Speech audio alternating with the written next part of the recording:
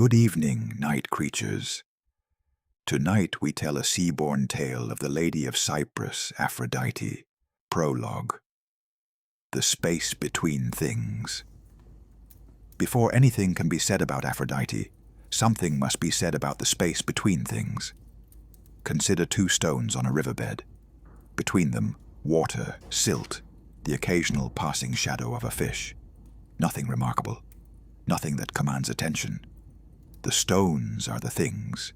The space between them is merely the absence of stone. Now consider two living things. Between them, something else entirely. Something that is not absence. Something that has weight and direction, that pulls and pressures, that changes both things by existing between them. You can feel this force in rooms where two people who love each other are present. You can feel its absence in rooms where two people who have stopped loving each other still sit together. The space between living things is alive in a way. The space between stones is not.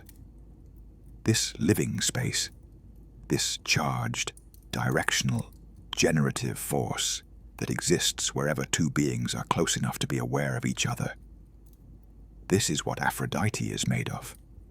Not love as the sentiment, not beauty as the surface, not desire as the appetite, but the fundamental force of relation itself, the principle that separate things are not entirely separate, that the gap between beings is not empty, but full of something that moves in both directions and changes what it touches. This force was old when the gods were young. It was old when the world was young. It may be in some meaningful sense what the world is made of. The force that held the first particles of matter in relation to each other, that made possible the first complex arrangements, the first stars, the first seas, the first living things. The universe required a face for this force, required it to have a shape that minds could approach, a name that mouths could form, a story that would make the abstract navigable. Required, in short, a goddess. And from the sea, which is itself relation, is itself the medium between shores, is itself the thing that both separates and connects, came Aphrodite. She has never stopped rising. Part 1. The sea before the rising. Chapter 1. What the sea remembers. The sea remembers everything. This is not metaphor, or not only metaphor. The sea is the world's oldest continuous body. It predates the mountains, which are young and temporary things, thrust up by the planet's internal drama, and worn away again by rain and time. It predates the rivers, which are the sea's own children, water that left and is always returning. It predates the atmosphere in its current form. The sea is older than almost everything except the rock beneath it, and the heat that made the rock. And the sea has been recording the world's history in its chemical memory since there was a world to record. The sea remembers the first rain. The sea remembers the first living things, which were its own children, single cells that found in seawater the chemistry they needed, that used the sea's dissolved minerals as their first tools, that turned the sun's energy into movement and reproduction, and eventually into everything that has ever lived on land. Every terrestrial creature carries the sea inside it. The salt concentration of human blood is close to the salt concentration of ancient seawater. We are the sea, briefly arranged into forms that can walk. The sea remembers the gods, too. Remembers the age when the divine and the physical were not yet fully distinguished, when the forces that governed the world had not yet found their individual shapes, when everything was still in process of becoming what it would eventually be. It was in this age, the age of becoming, the age before the arrangement had settled, that the event occurred which produced Aphrodite. The specific nature of the event has been told in different ways, and the different ways are all true in the fashion that origin stories are true, not as literal history, but as accurate description of the forces involved. What matters is not the mechanism, but the result. Something vast and charged and generative fell into the oldest sea, and the sea received it. And from the sea's reception came the goddess of love. The sea did not hurry. The sea has never hurried. It turned what it had received over the long repetitions of its waves, covered it with its salt and its pressure, worked it with the patient insistence of water, which is soft and can wait and always gets where it is going. What it produced was not the product of accident. The sea does not produce accidents. It produces what the conditions it contains make inevitable, and the conditions it contained at the moment of Aphrodite's creation were conditions that made her, exactly her, this specific shape of the force of relation, not merely possible, but necessary. She was what the world required. The sea made what the world required. This is what seas do. Chapter 2. The Quality of Foam. She was not born the way the later gods were born, not from a parent's body, not from a divine union, not from the union of principle and form that produced the more abstract deities. She was born from process, from the sea's long working of what it had received, from the accumulation of wave and time, and the particular chemistry of the ancient ocean. The foam formed first, aphros, sea foam, that impossible substance that is simultaneously water and air, that exists at the border between liquid and gas, that has no stable form, but a persistent presence, that appears and dissolves and appears again, that is always the same, and never exactly the same.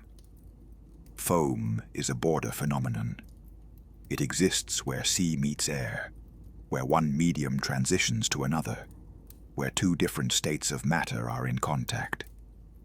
It is made of both things and is neither thing.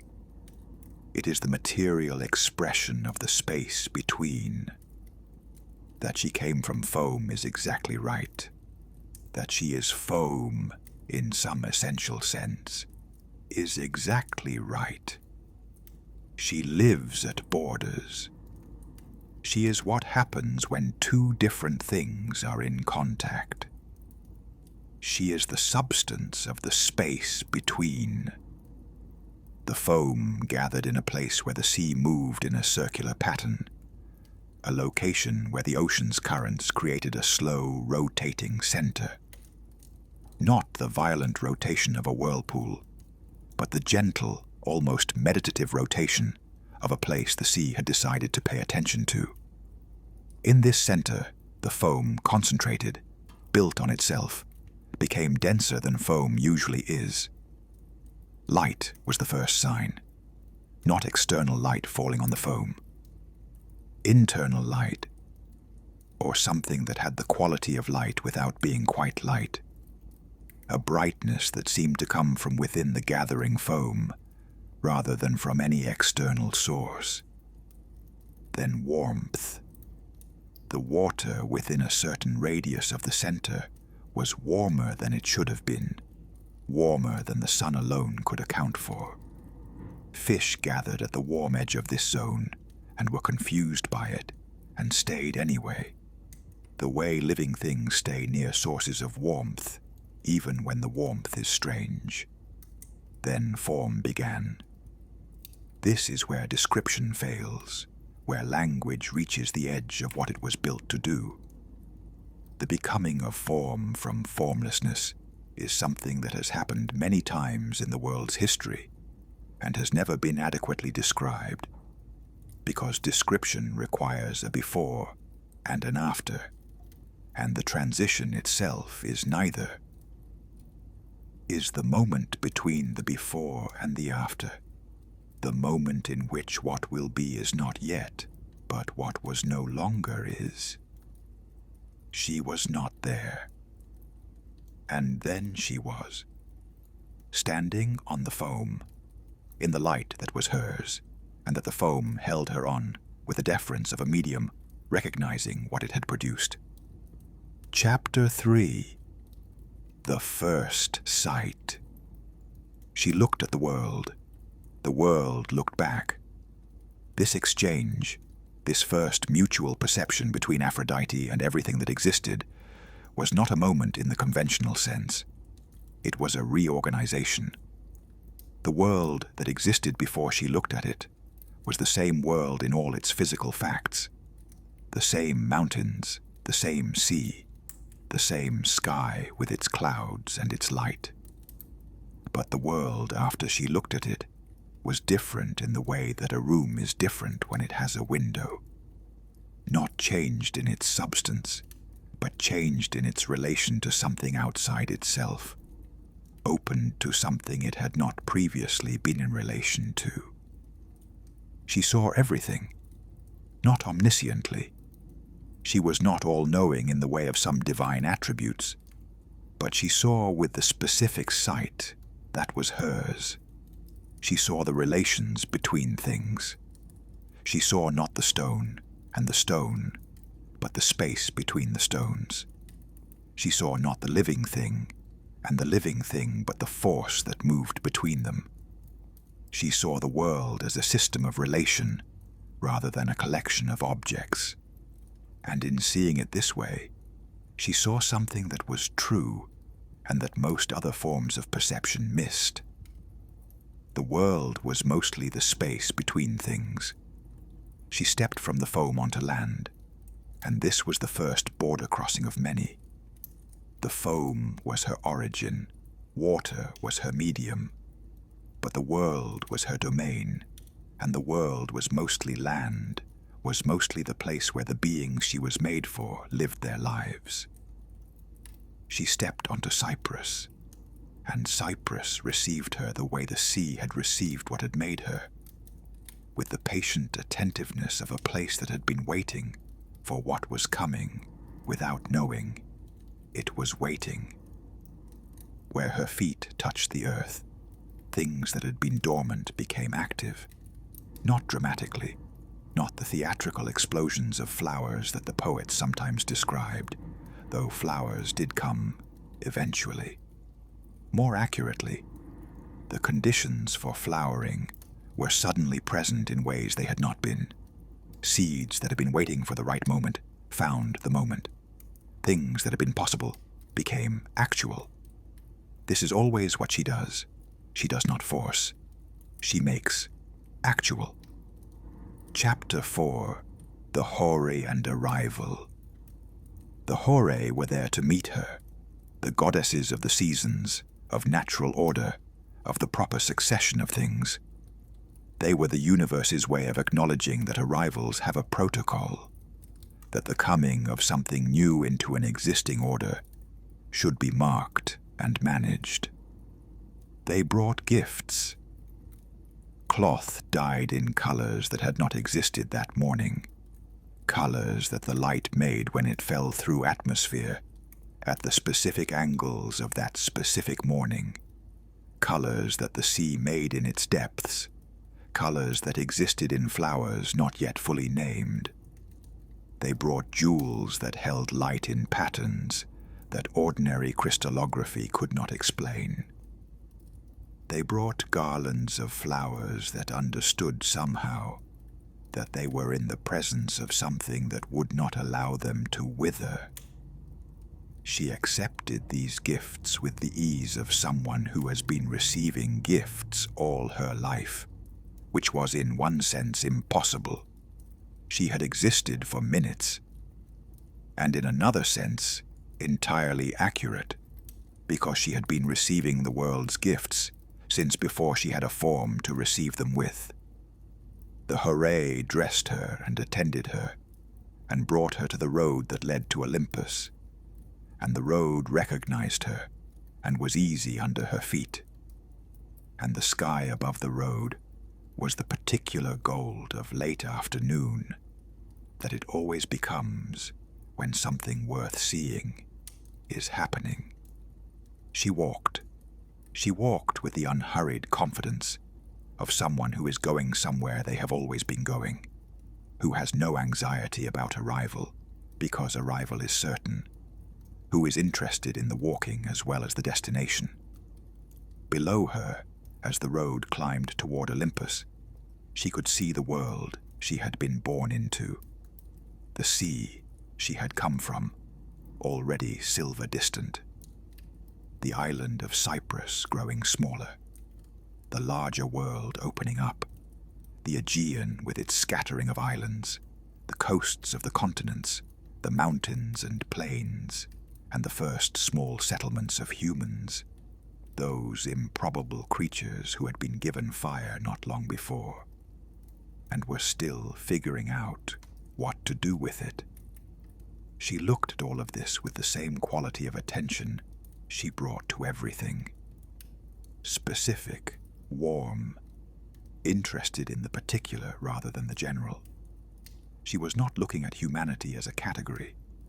She was looking at specific humans in their specific settlements, doing specific things, fishing and farming and arguing and embracing and building small fires against the dark. She was already in love with them.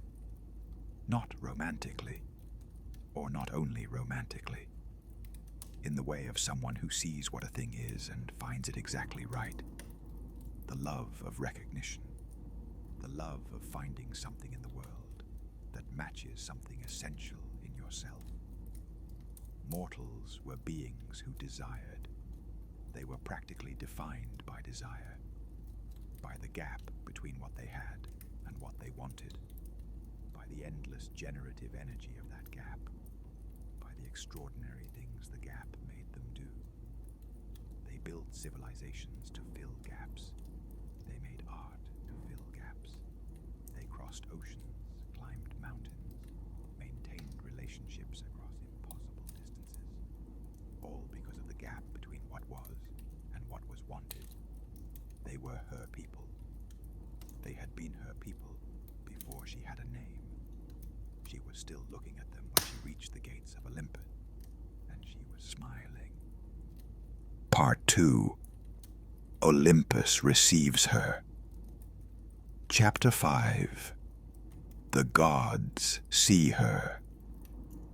The gods of Olympus were prepared for her coming in the way that divine beings are prepared, which is to say, they felt the shift in the arrangement of the world's forces before they had information about what was causing the shift, and they had been processing this pre-information for long enough that when she arrived, the arrival felt like the explanation of something they had already been thinking about. Hermes felt it as an intensification of his usual restlessness, a restlessness that had a different quality than his ordinary one, more charged, more directional, pointing towards something rather than simply expressing his nature. He had been pacing with unusual purpose for 2 days before she arrived. Athena felt it as a new variable entering the equation. She had been recalculating something. She was not entirely sure what. For the same 2 days, and when Aphrodite walked through the gates of Olympus, Athena understood immediately what the recalculation had been about, and began immediately to understand what it would mean for the arrangements of power and attention on the mountain.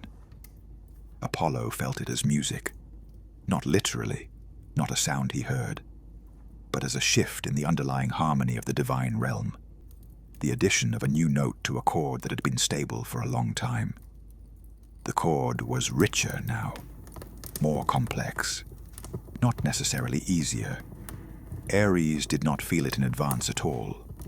Ares received information in its most physical form, which meant that his awareness of Aphrodite began at the moment he saw her, and was immediate and total, and without any of the preparatory adjustment that the others had had.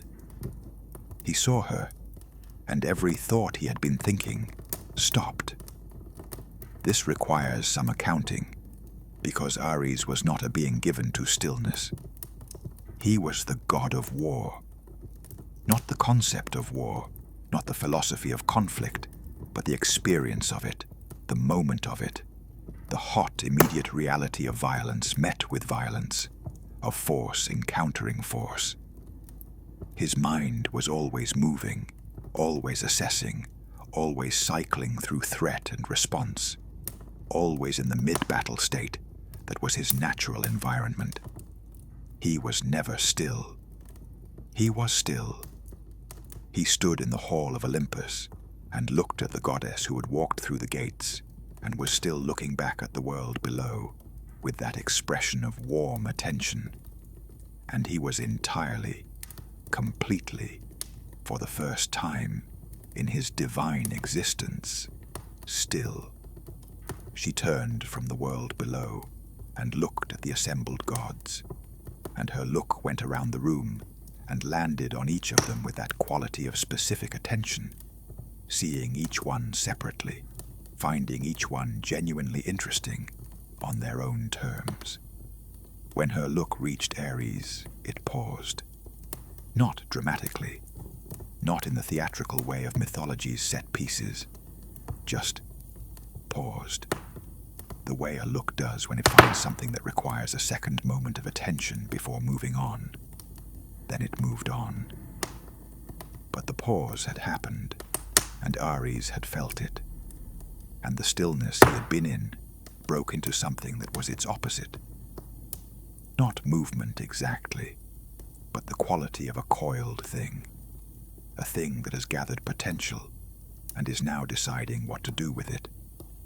Zeus spoke first, as he usually did, with the comfortable authority of someone who expects his speaking to set the terms of the conversation. He welcomed her. He was eloquent.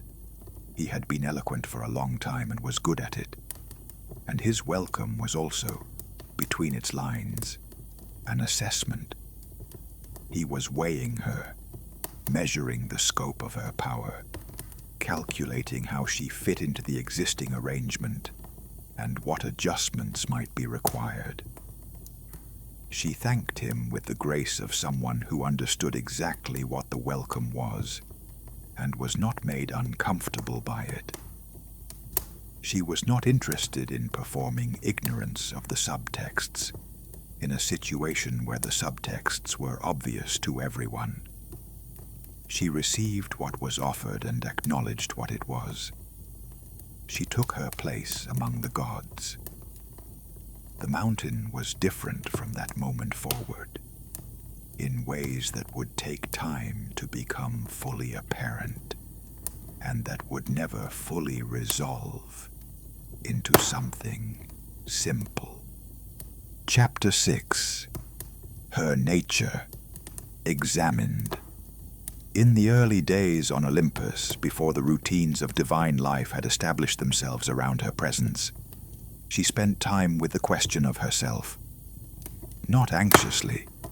She had never had the kind of uncertain relationship with her own nature that makes self-examination fraught, but with genuine curiosity, the same curiosity she brought to everything. What was she, precisely? The obvious answer: goddess of love, goddess of beauty, goddess of desire, was not wrong, but it was not precise enough. It was like describing water as wet. Accurate, but missing the interesting part.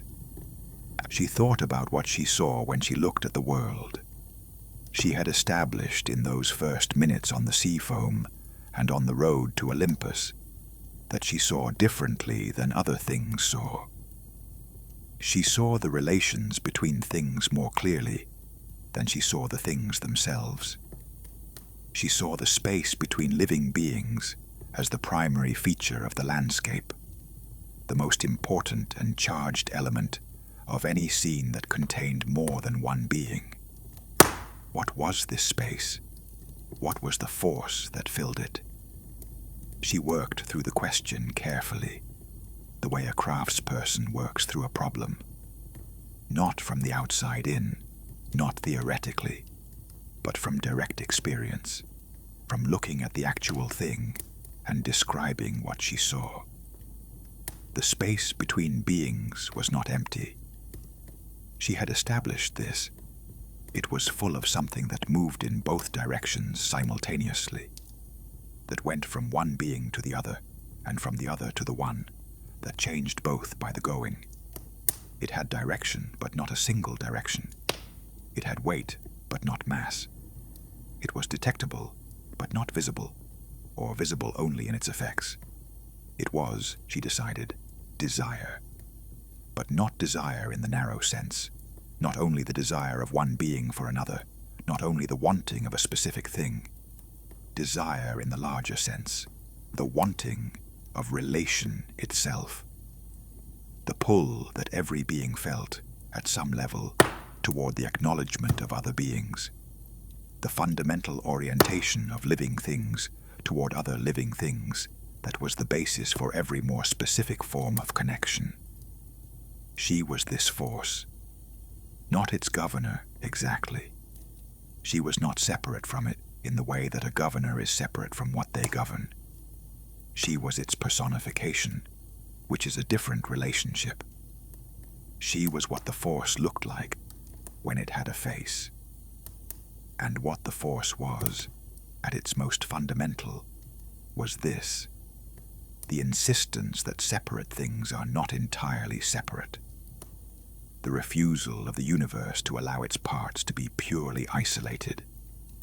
The principle of relation that made complexity possible, made possible the arrangements of atoms into molecules, of molecules into cells, of cells into organisms, of organisms into ecosystems, of beings into communities, of communities into civilizations. She was the principle of relation. She was the force that held everything complex together. This was not a small thing. Chapter 7. The First Prayers. They came to her temples almost immediately. The mortals had been watching the signs, had seen the shift in the quality of light and warmth on Cyprus, had felt the change in the atmosphere that her arrival produced, had heard the stories that Hermes and others brought down from the mountain.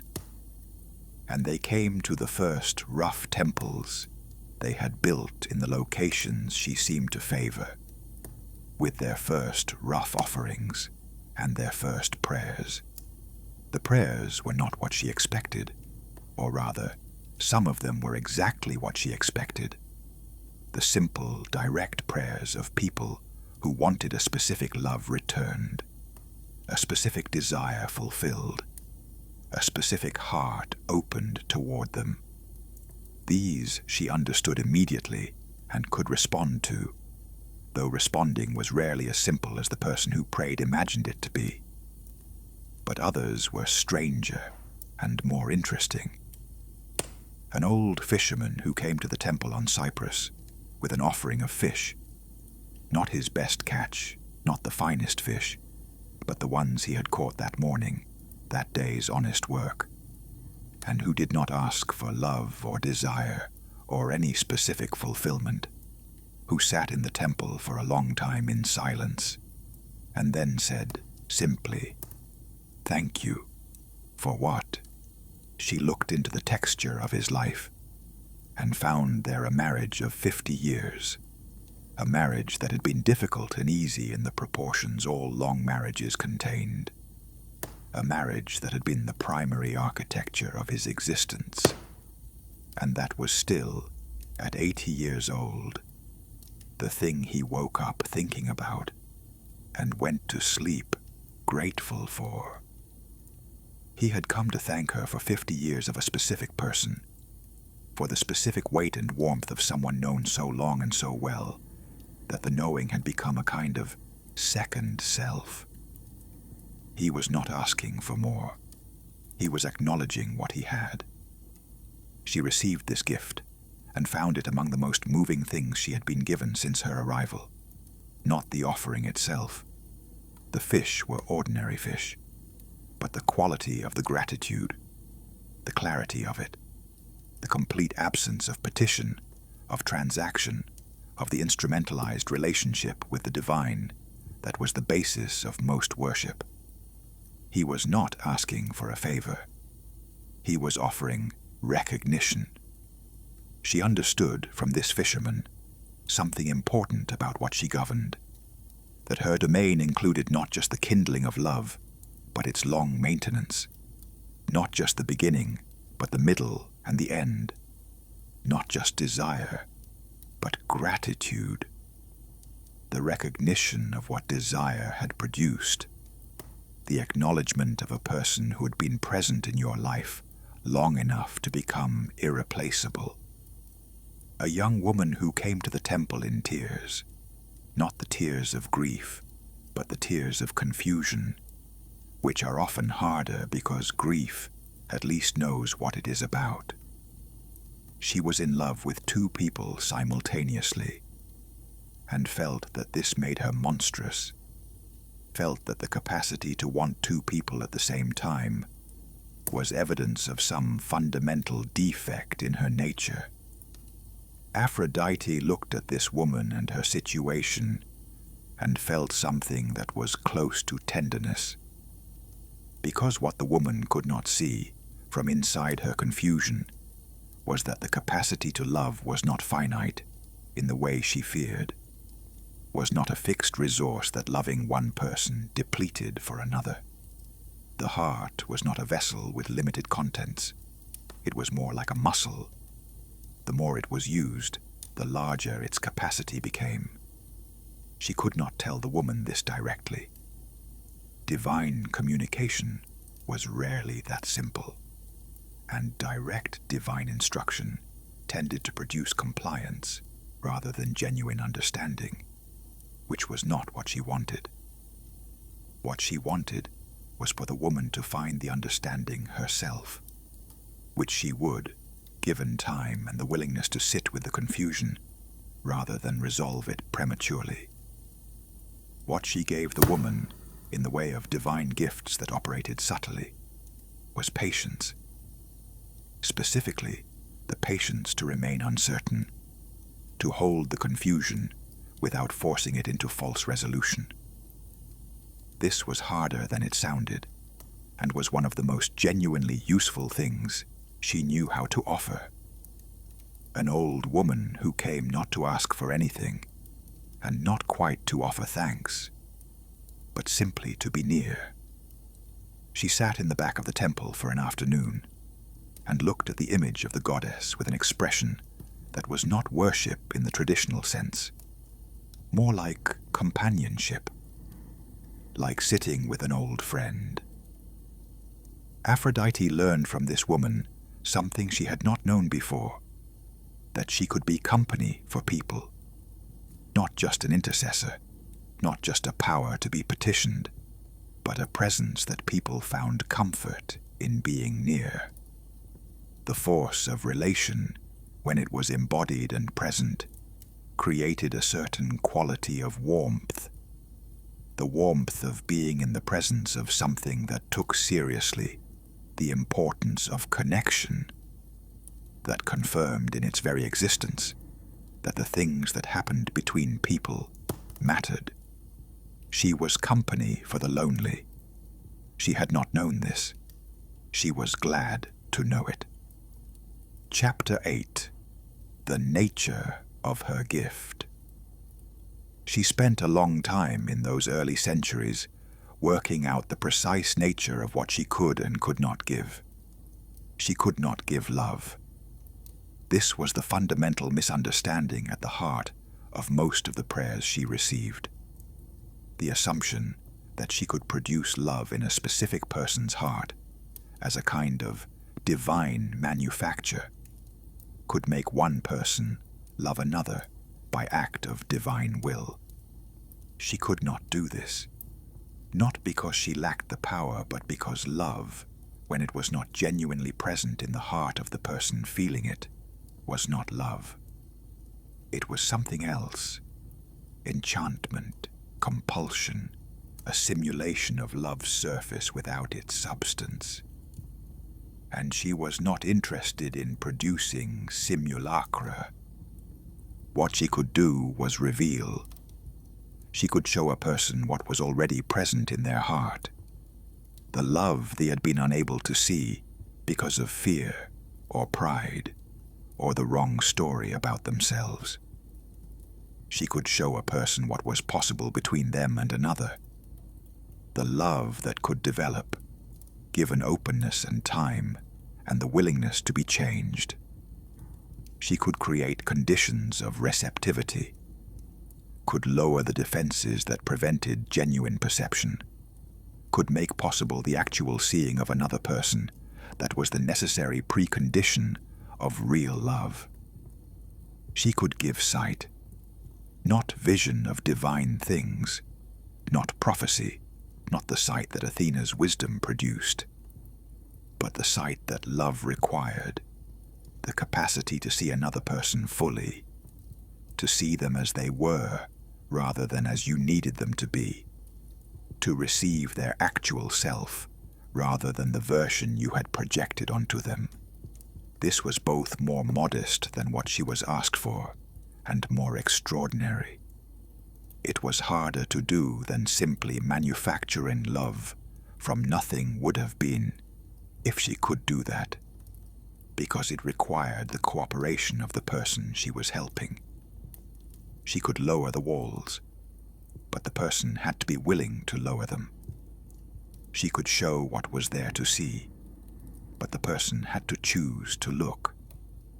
She could not make anyone choose. This was the limit she was most often pushed against, the limit that generated the most frustration in the prayers she received. Make him love me. Make her want me.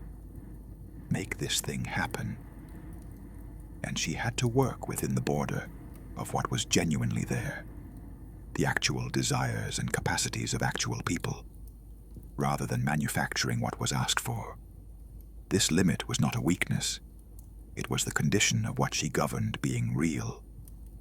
Real love, love that mattered, was chosen, was the result of genuine perception and genuine movement toward, was not manufactured or compelled, was, at its best, the most free thing a person ever did, the most complete expression of their actual desires, their actual perception, their actual self.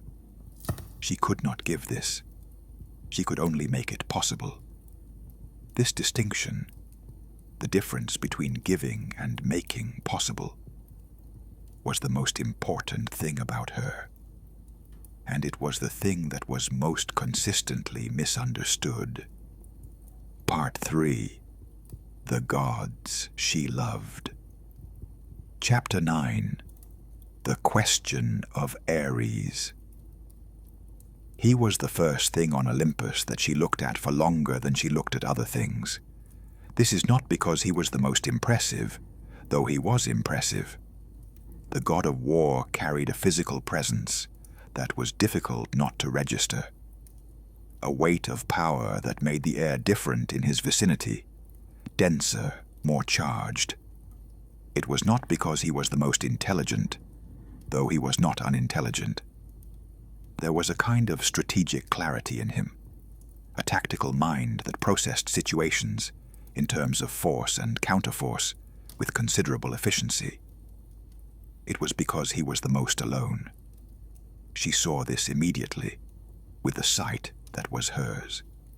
The other gods, even in their conflicts and competitions, had networks of genuine relation.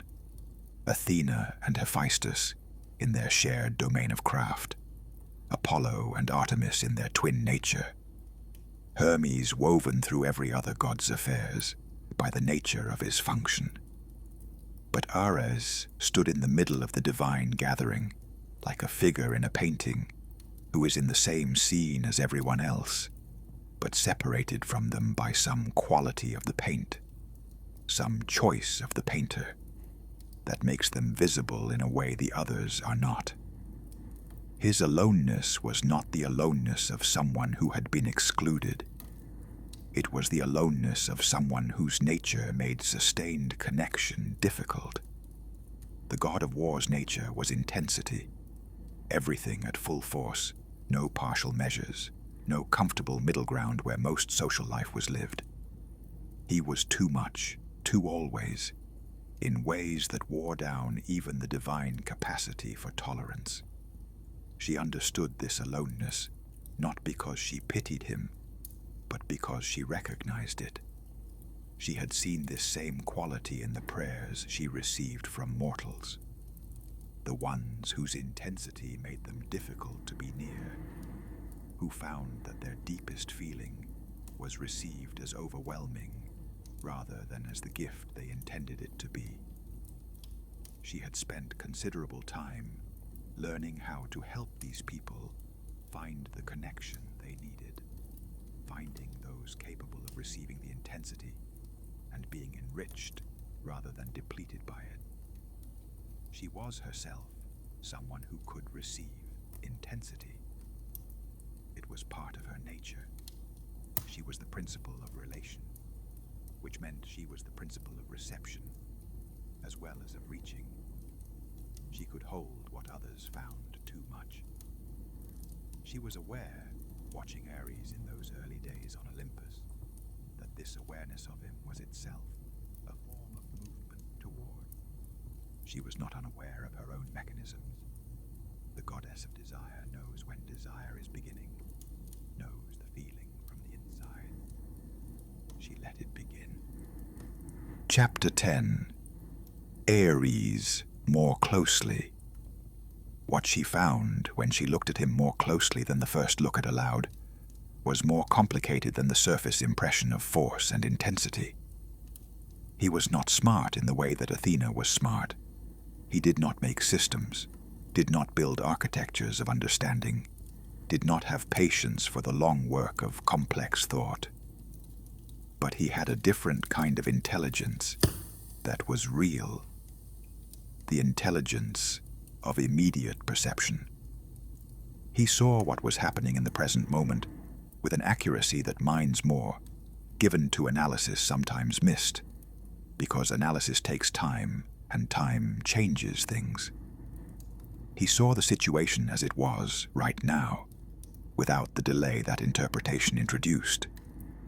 He was honest, sometimes brutally, sometimes without the softening that social life usually required, but genuinely, consistently honest in a way that she found. In a court of gods who were very good at strategic self-presentation, refreshing. He said what he thought. He felt what he felt. There was no gap in him between the interior and the exterior, no performance of something other than what was. He was, in his own domain, magnificent. She went to watch him once, went to a place where a mortal battle was happening, one of the small human conflicts that were always happening somewhere in the world, and she watched him move through it. She had expected the brutality that his reputation emphasized. She found instead something more like dance, the absolute coordination of a being who was perfectly expressed by what he was doing, who was not thinking about the movement because the movement was him, who was as natural and inevitable in the context of combat as water is natural and inevitable in the context of its own flowing. She did not like war. She had never liked war. But she could see, watching him, that the god of war and the fact of war were not the same thing, any more than she was the same thing as the worst of what love produced. He was not the advocate of violence for its own sake.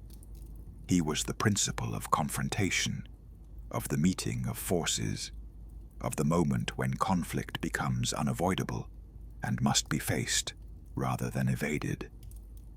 There was something in this that was, if not exactly good, at least necessary in ways she was willing to acknowledge. She loved him, or began to love him, which is how all loving begins, not as a completed state, but as a process, a daily accumulation of attention and recognition, and the specific pleasure of finding that someone is more interesting the more you look. He loved her back. This surprised him considerably more than it surprised her. Chapter 11. What love between gods looks like. Love between gods is not like love between mortals, and this is not because gods feel less or are less capable of genuine emotion. It is because the constraints that shape mortal love, time, mortality, the specific urgency of a life that will end, are not the constraints that govern divine life. Mortal love is partly an argument against time. The beloved is finite, and loving them is, among other things, a refusal of that finitude, an insistence that this particular person and this particular love matter in a world where everything ends. The urgency of mortal love comes partly from this, the awareness always somewhere present that the beloved can be lost. Divine love has a different quality. It does not have urgency in this sense. It has something else, depth, the possibility of accumulation over a time scale that mortal love cannot achieve, the possibility of knowing someone not just over decades, but over centuries, of watching them change in ways that only very long time allows, of having the love itself become a geological feature, something that has shaped the landscape of your existence in the way that rivers shape stone, slowly and permanently and without drama.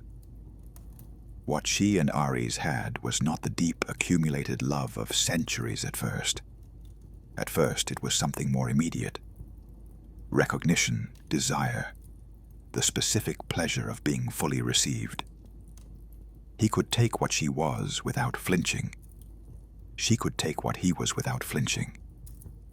Neither of them was too much for the other.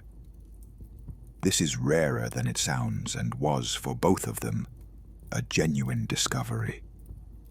They did not spend much time on Olympus together, because Olympus was a social space, and what they wanted was not a social space. They spent time in places where neither of them had to be primarily a god. In the wild spaces between divine domains and mortal settlements, places that belonged to no one in particular, and therefore could belong to them. She learned things about herself in his company that she had not known before. She learned that she was more capable of rest than she had thought, that in the company of someone who did not need her to be anything in particular, she could simply be still in a way she rarely was. The goddess of love was always receiving the world's desire, was always in relation, was always the principle of connection, operating at full capacity. In his company, she could set this down for a while. He was not in relation to her as the goddess of love. He was in relation to her as a specific person he was interested in, and being received as a specific person, rather than as a principle, was, she found, extraordinarily restful. She taught him things also. She taught him, with patience and indirectness, that intensity expressed as demand was not the same as intensity expressed as presence. That he could be fully himself, could bring all of that force and fire, without the force and fire being directed at the person in front of him. That there was a way to be near someone in which your full power was available, but not aimed, was present, but not weaponized. This took a long time. It was never fully complete, but it changed something in him that had not been changed before. Chapter 12. Hephaestus. The marriage was not her idea. She has been blamed for many things, But this was not one of them, and the record should be clear. Zeus decided, with the authority of someone who considers himself a generous arranger of other people's fates, that the goddess of love and beauty should be married to the craftsman god. The reasoning was recognizable as Zeus's. He liked symmetry, liked the pairing of apparent opposites, liked the narrative tidiness of the most beautiful with the least conventionally impressive. He also liked, though he would not have said this directly, giving Hephaestus something, because Hephaestus's situation was the result of Hera's action, and Zeus had the dim guilt of someone who had not stopped something that should have been stopped. He also, to be fair, genuinely believed it was a generous gift. He believed that Aphrodite was something to be given, which was its own problem, and one she did not trouble to correct directly. Some misunderstandings about her nature were so fundamental that correcting them required more than argument. They required time and demonstration. She was told about the marriage, not asked about it. This was the standard. She went to Hephaestus before the ceremony. She found him at his forge. He was always at his forge, which was one of the true things about him. And she told him directly what she understood to be the situation. "This is not my choice," she said. "I want you to know this, not to wound you, but because you deserve honesty, and I intend to be honest with you." He set down his hammer. He looked at her with those ancient eyes. She had encountered very few beings whose eyes had that quality, that sense of having looked at many things for a very long time, and arrived at a settled understanding that was not the same as acceptance, but was something adjacent to it. "I know," he said. "It is not my choice either." This was the basis of everything that followed between them, and it was a better basis than many marriages had, because it was honest. They were two beings who had been given each other by someone else's decision, and they both knew it, and neither of them was going to pretend otherwise. "I will not be unkind to you," she said. "I will not be unkind to you," he said. These were not vows in the traditional sense. They were something more specific and more useful. Accurate statements of intention from two people who understood their situation clearly. He gave her a workshop. She had not expected this. A space adjacent to his forge, smaller but beautiful, stocked with materials that reflected a careful observation of her tastes. He had been watching what she noticed, what she responded to, and he had assembled the materials accordingly. He did not say anything about it. He simply showed her the space and made clear it was hers. She stood in the doorway and looked at the space and felt something that was not love. Not yet, and not exactly. But that was in its neighborhood. Respect, partly. Recognition, partly. The particular warmth of being seen by someone who paid attention. She was not faithful to him. She wants this to be understood not as defense but as fact, and as a complexity rather than a simple wrongness. The arrangement was one she had not chosen, with someone she had not chosen, in a form, marriage, exclusivity, the whole architecture of legitimate union that Hera governed. That did not reflect the actual structure of her nature. She was not built for exclusivity. This is not an excuse. It is a description of what she was. The principle of relation does not relate to only one thing. The force of connection does not connect to only one point. What she owed Hephaestus, and she took this seriously, was honesty and kindness, and the genuine respect she found she actually had for him. She gave him these things as fully as she could. She failed him anyway, in the ways that are always possible between people even when they are trying. She was careless sometimes in ways she should not have been. She was self-absorbed in ways she understood later, looking back, had costs she had not counted. She did not give him Ares exactly. What she gave to Ares was what she had always given him, what was not in her power to stop giving. Herself, her genuine self, the one she was when she was not performing the goddess of love for the benefit of the divine court. The rest followed. Chapter 13. The Net. She knew it was coming. This is the part that is rarely told. She knew because she paid attention, because paying attention was the practice that was most fundamental to her, and because when she paid attention to Hephaestus, she could see the shift in him. Something had changed in the quality of his work. It was still extraordinary, still surpassing everything else anyone made. But there was a new quality to it, a focus that had always been present, but was now more concentrated, more deliberate. He was working towards something specific. She could have asked him. She chose not to. She was aware of why she chose not to, and the awareness was not comfortable. She did not ask because she did not want to know, and she did not want to know because she was not yet ready to stop what she was doing. And she was not yet ready to stop what she was doing, because she was not ready to face the full weight of what it cost. This was the most honest account of her situation that she could give herself, and she gave herself this account when she was alone and could not avoid it, and set it aside when she was with Ares and could choose not to think about it.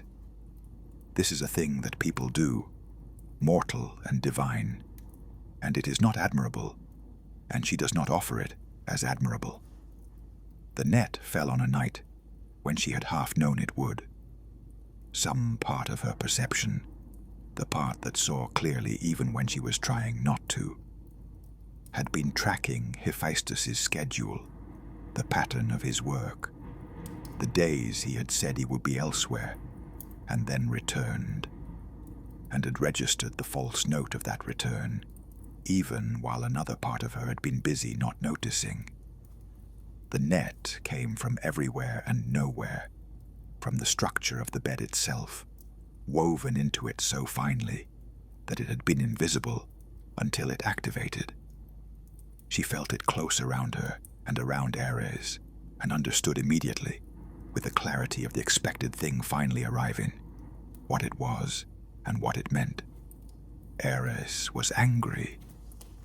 Ares was always angry when contained, which is what the nature of force always is when it cannot express itself. He pressed against the net with everything he had, and the net flexed around him and held, and his anger intensified in direct proportion to the holding, which was exactly the response the net had been designed to produce. She was not angry. She was tired. Tired in the specific way that comes when something you have been not facing finally arrives and has to be faced. Tired of the space between what was real and what was performed. Tired of the dishonesty that had accumulated over months into a weight she had been carrying without fully acknowledging its heaviness. She was tired, and she was caught, and she was, though she would not have used this word to Ares, who was in no mood for it, relieved. Chapter 14. Public and Private. The other gods came. Of course they did. Hephaestus had called them, and the calling itself was the message, was the thing that the net was in service of. He was not interested in simply confronting her privately. He was interested in making something undeniable, in creating a situation where the dishonesty that had been maintained in the private space could not be maintained in the public one. She understood this. She disagreed with the method, or did not exactly disagree, but felt the cruelty in it, and felt that she had contributed to the situation that had produced this cruelty, which made simple condemnation unavailable. The gods who came reacted in their characteristic ways. Apollo's amusement had in it some genuine warmth. He was not cruel in his amusement, just honestly entertained by the absurdity of the divine soap opera that they all lived in. Hermes, who was incapable of not noting the irony of anything, noted aloud that he would personally not have minded being in Ares's position, which told everyone present something about Hermes that they had not quite known. Poseidon was formal and ineffective. She was publicly shamed. She does not minimize this by noting that she had contributed to the situation that produced it. The shame was real, and the public quality of it was the thing that made it most difficult. She was not a private person. She was a goddess, a principle, a figure whose existence was fundamentally public. And the exposure of the private life in the public space had a quality of violation that she felt precisely in the place where her divine nature and her personal self overlapped. When the net was released, when Hephaestus, having achieved what the net was for, let them go, she stood and dressed herself with a dignity that she had maintained throughout, and that no one watching could have said was performance. It was not performance. It was the genuine dignity of someone who has been in a difficult situation and has not dissolved in it. She looked at Hephaestus. He looked at her. "You deserved the chance to choose," he said. This was the truest thing he had said to her in the entire course of their marriage. And it was also, she understood this with a precision that was painful, an acknowledgement that she had not been the only one wronged by the arrangement. The marriage had wronged them both. He had chosen to address the wrong differently than she had. He was not wrong to be hurt. She was not wrong to have needed what she needed. They were two people who had both been placed in an impossible situation, and they had handled it badly in different ways. She left. She took nothing that was not hers. She was scrupulous about this, had always been scrupulous about his domain and his things, had understood from the beginning that the forge and its contents were his in a way that nothing on Olympus was entirely hers. She found an island, not Cyprus. She needed somewhere without history. And she spent time there alone, with the question of what had happened, and what she understood about it, and what, going forward, she was going to do differently. Part 4. Mortality and its Lessons. Chapter 15. Why she loved mortals. It must be said directly, because it is easy to assume the wrong thing. She did not love mortals because they worshipped her. The worship came after, was the mortal response to what they felt from her, was not the basis of the relationship. She loved mortals because they were more fully alive, in certain important ways, than the gods were. This is a paradox that requires examination. The gods were immortal. Mortals were not. The gods were powerful. Mortals were not. By any simple accounting, the gods should be more alive, more present, more vivid, more fully themselves, than beings who are limited, fragile, and temporary. But the limitation was part of it. The very fact of mortality. The fact that the time was finite, that every moment had the quality of irreplaceability, that nothing could be repeated or recovered, made each moment more vivid than any moment available to a being who had unlimited time to fill. Mortals were pressed against their experience by their finitude in a way that gods were not. They could not afford to be anywhere but where they were. She had felt this with Anchises, had felt it as the specific quality that distinguished her time with him from anything available on Olympus. The way he was fully in each moment, not because he was particularly spiritual or disciplined, but because he was mortal, and mortal time was too precious to be elsewhere in. The way the season they had spent together on the slopes of Mount Ida had a quality of completeness, each day entire in itself, not a step toward something else, but a thing in itself. That divine time rarely had. She had found this beauty heartbreaking. She had also found it, and this took her longer to articulate because it was less comfortable, instructive. She had understood something about her own domain from watching mortals live inside it that she could not have understood from the outside.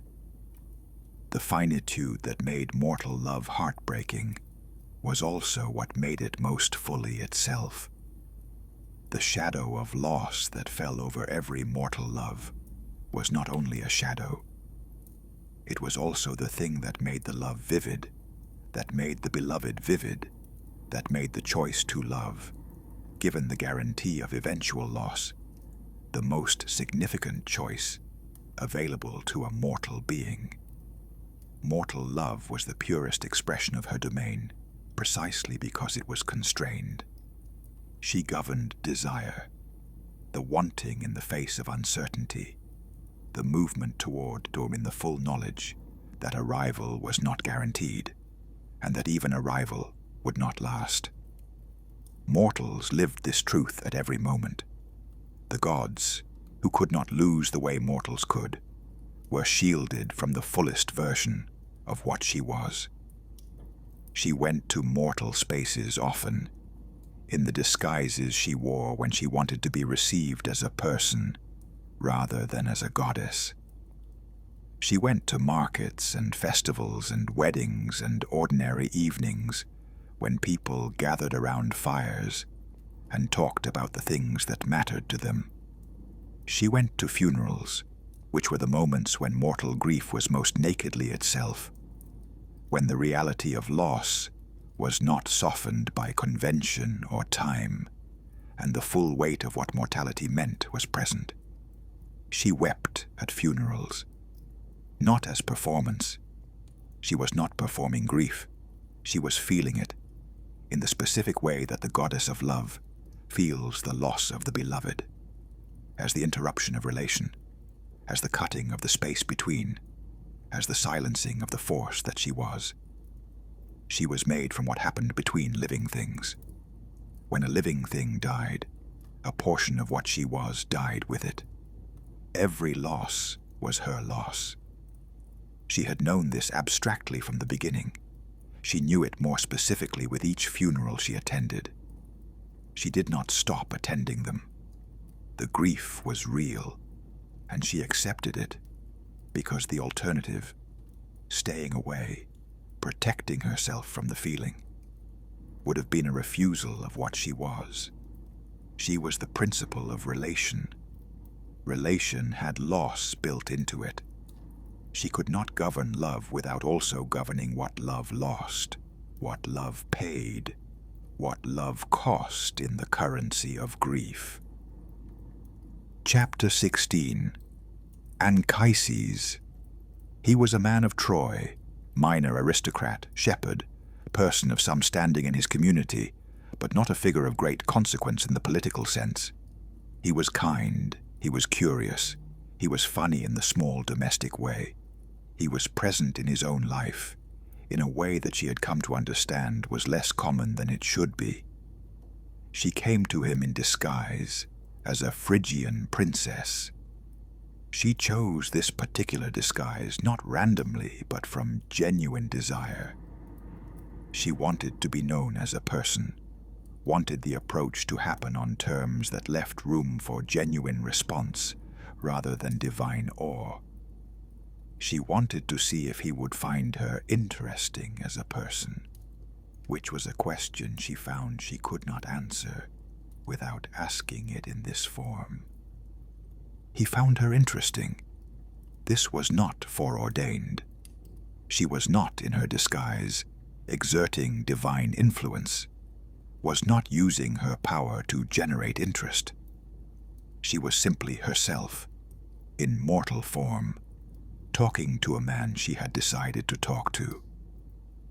He asked her questions about herself, not questions in the social form that are really statements, not the questions that express interest as performance and are really waiting for the chance to talk about themselves.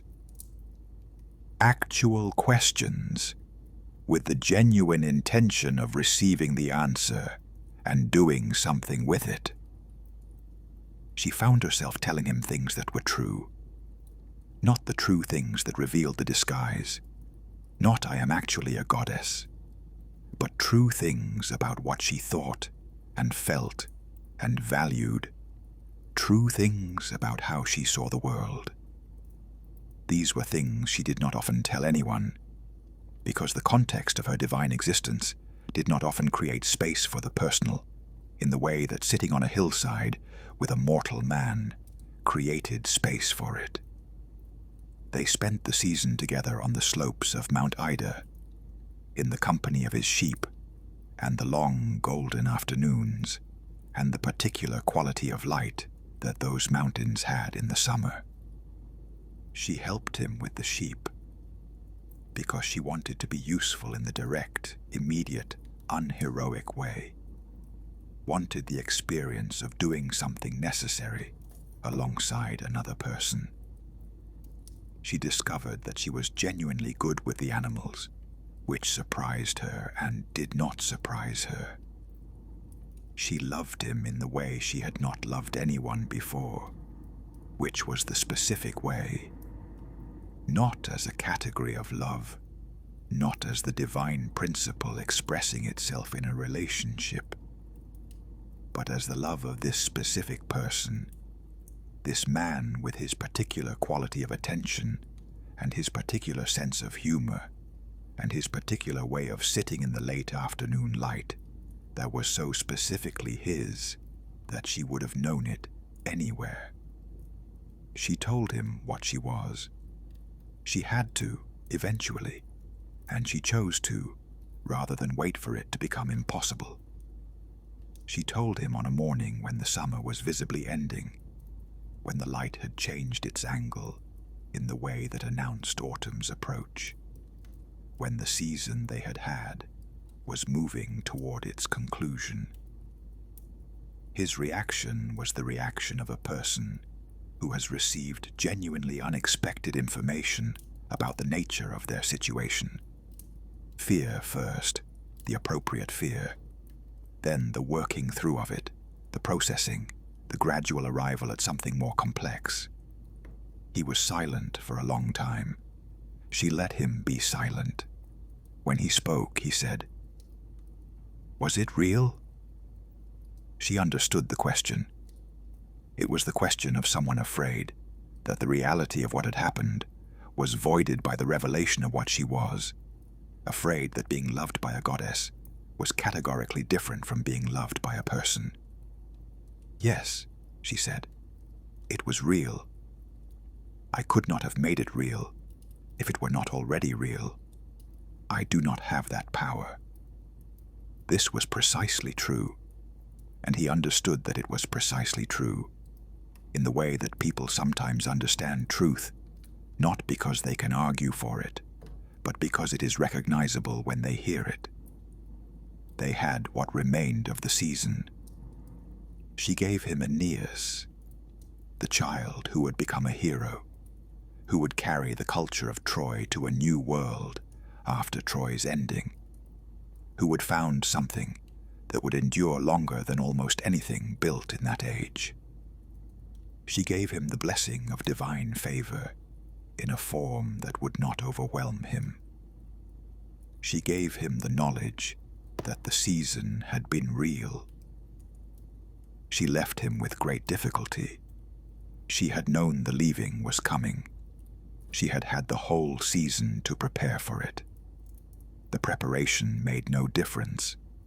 She left him, and the grief of it was the specific grief of choosing loss, which is different from suffering loss, is harder in some ways because it is chosen, because you cannot assign it to fate or accident, because you chose it with full understanding of what it was. She had chosen it because the alternative, staying, remaining in mortal disguise, giving up what she was not a real alternative. Not because she was unwilling, but because it was not possible. She was Aphrodite. She was the principle of relation, the force of connection.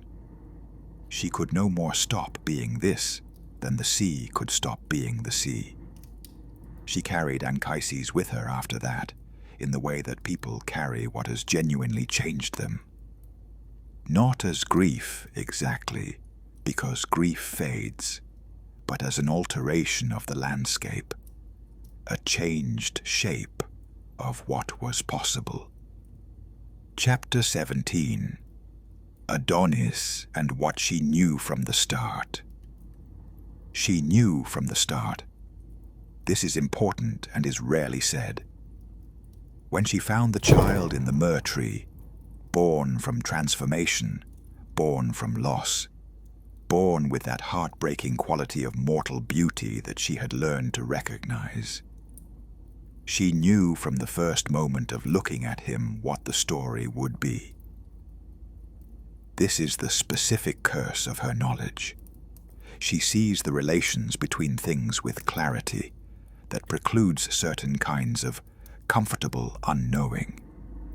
When she looked at Adonis, at the specific quality of his beauty, at the mortal fragility that was inseparable from it, at the way he already moved through the world with the uncomplicated pleasure of someone who has not yet encountered what will stop him, she saw the entire arc.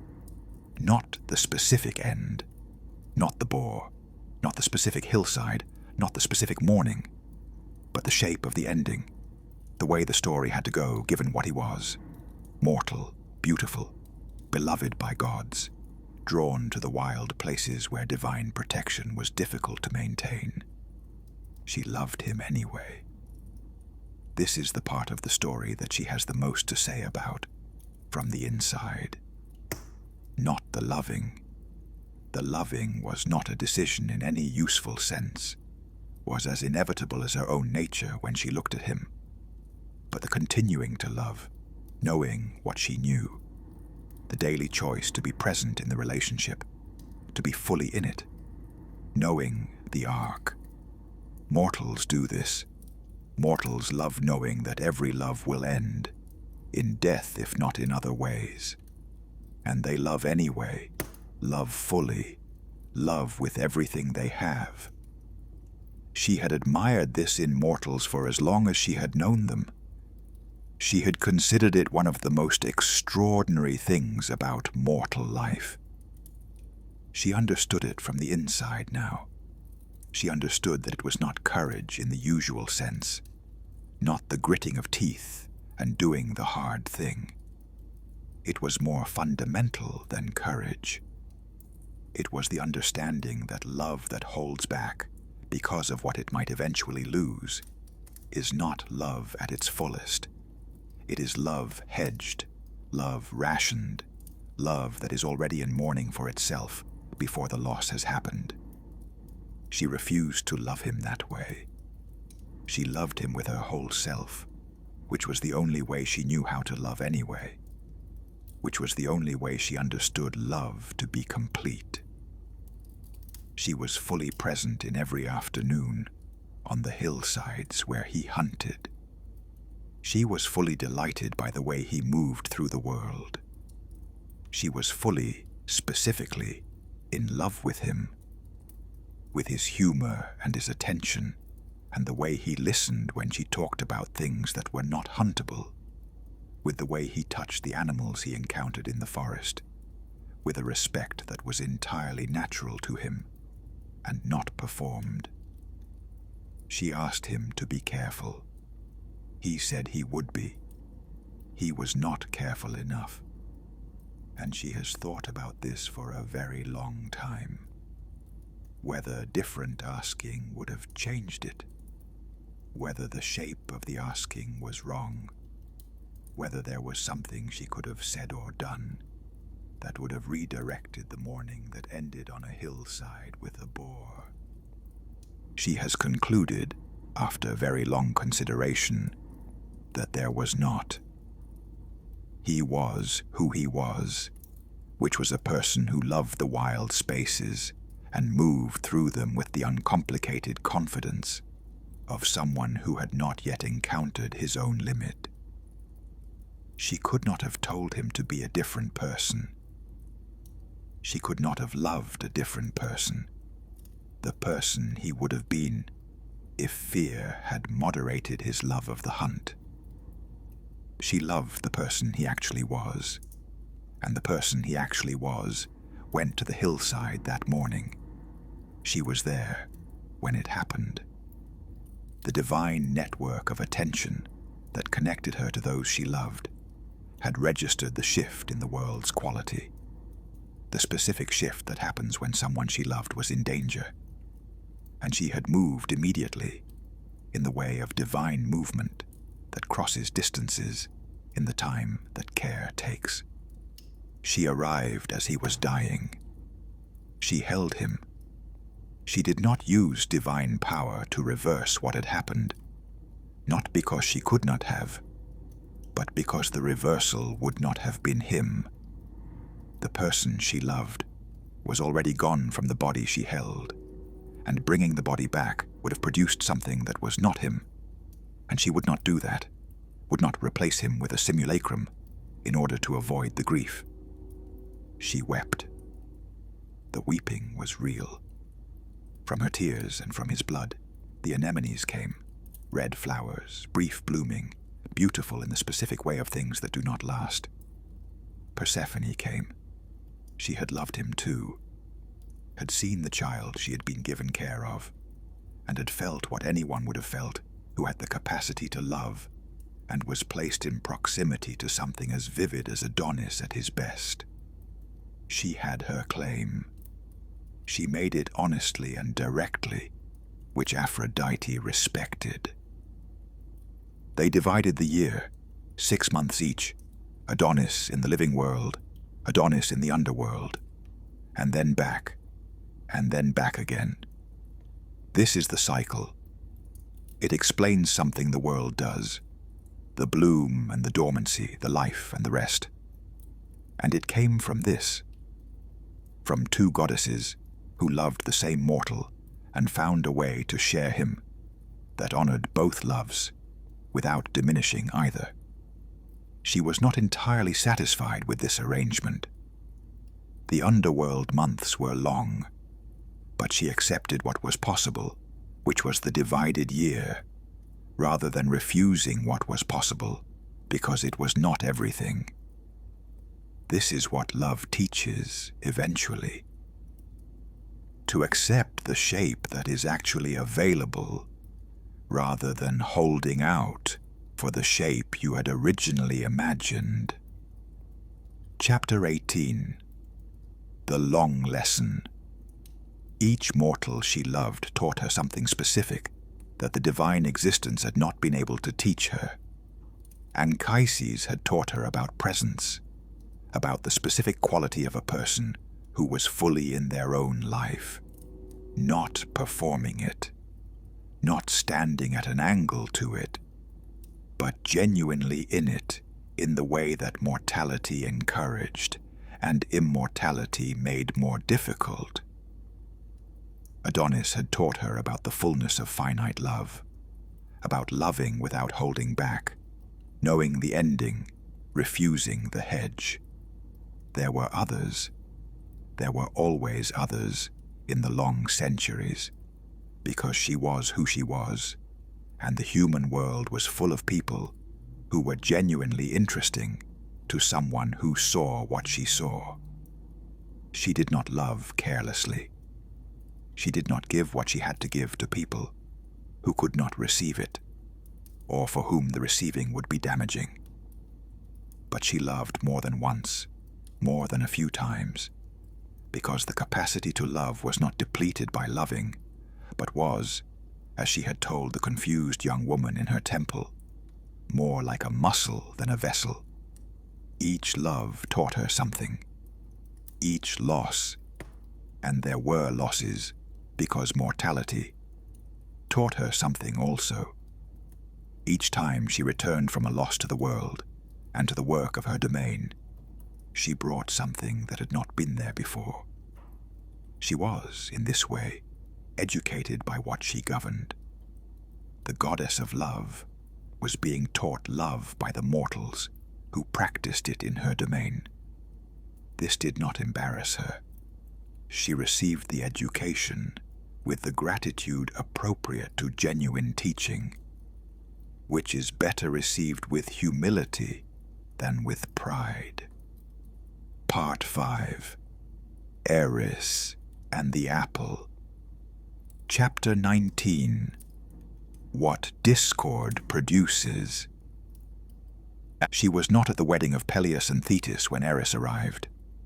This needs to be said because in some versions she is presented as the instigating party, as the one who was most implicated from the beginning.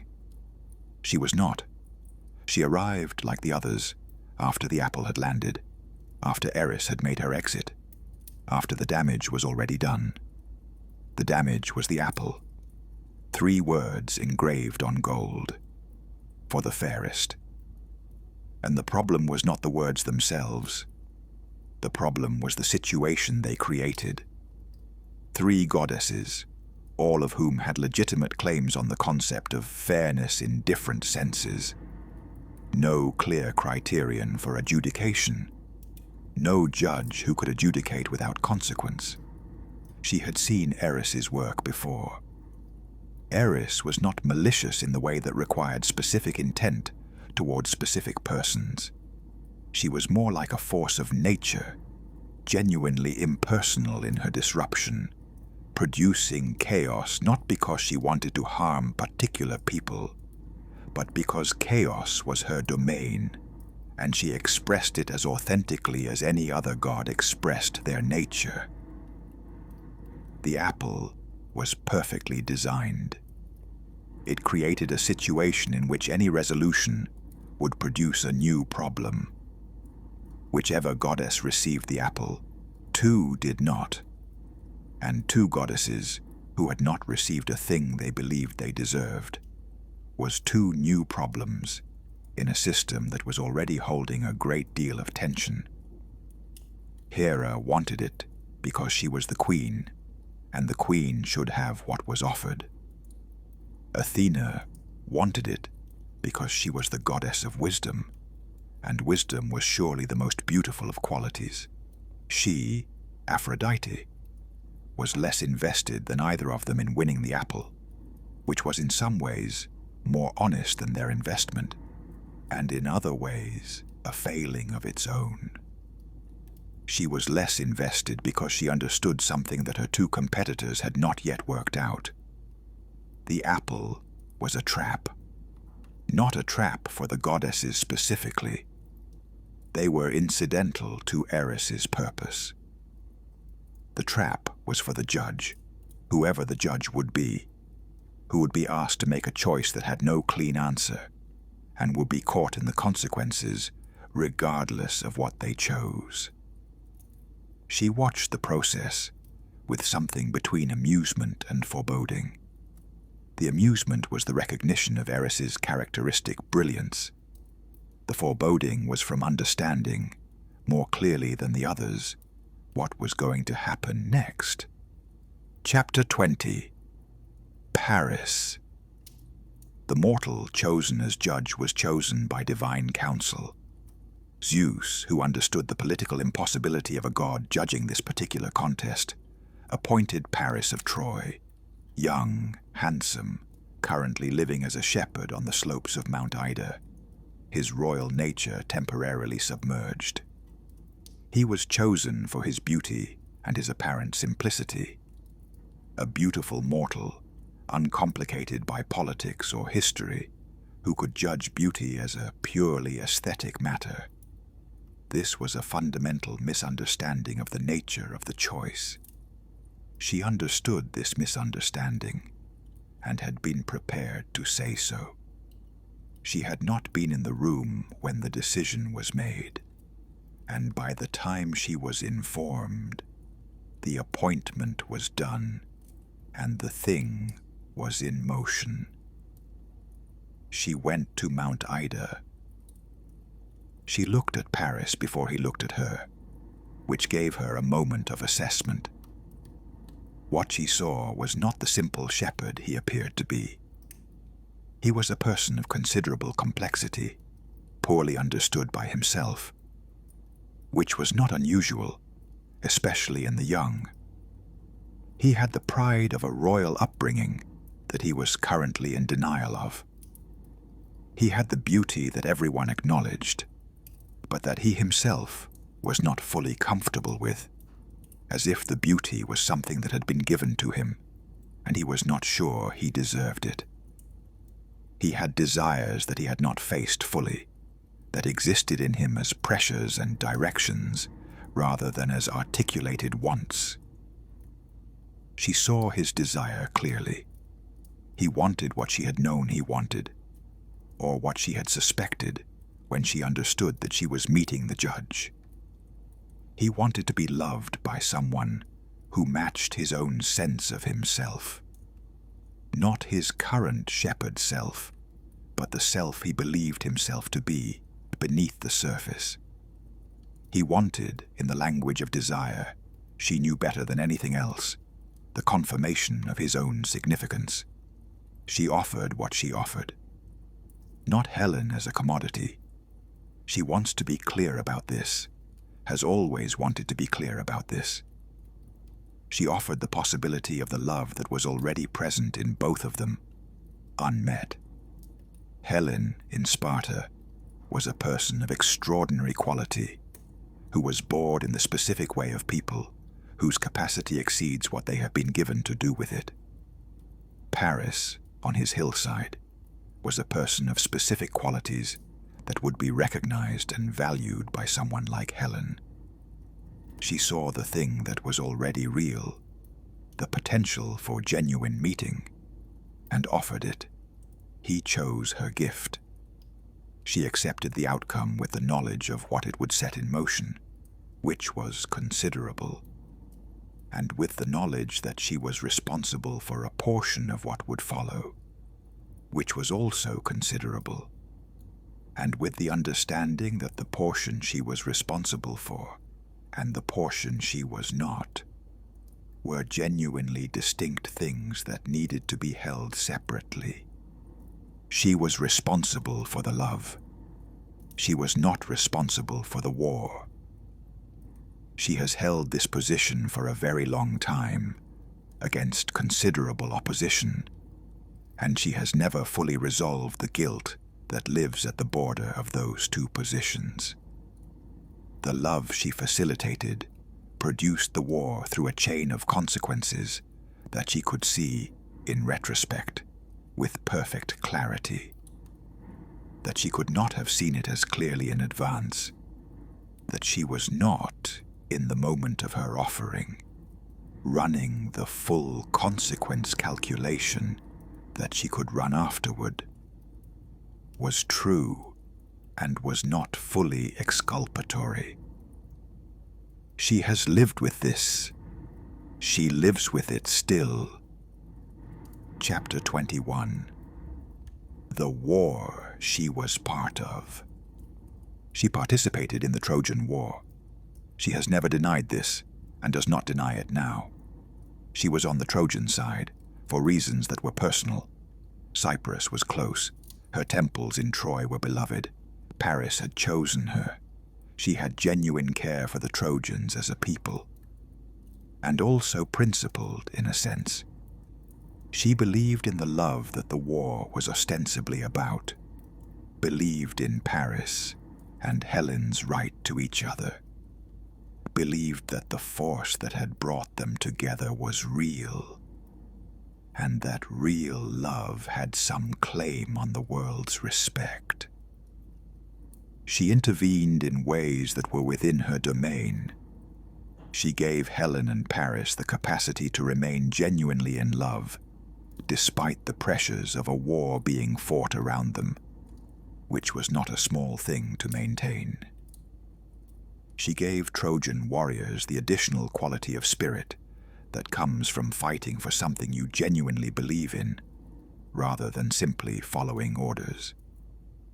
She influenced the morale and the heart of the Trojan defense in ways that were subtle and effective and were not always sufficient. She fought Diomedes, or rather, she was in the path of a hero who was guided by Athena, who had never forgiven her for Paris's judgment, and Diomedes struck her with a spear, and she bled. The wound itself, in the hand where divine ichor ran golden and real, was not what lasted. What lasted was the experience of it, the specific knowledge of what it meant to be hurt in a body. She was a goddess. She was supposed to be beyond the experience of pain in the physical sense. She was not beyond it. The spear in her hand was as real as any mortal's wound, and the pain of it was as real as any mortal's pain. She retreated. She was helped by the other gods. The wound healed, and she returned, eventually, to the field, but not in the same way. Something had changed in the quality of her involvement. The wound had taught her something that her divine nature had been insulating her from.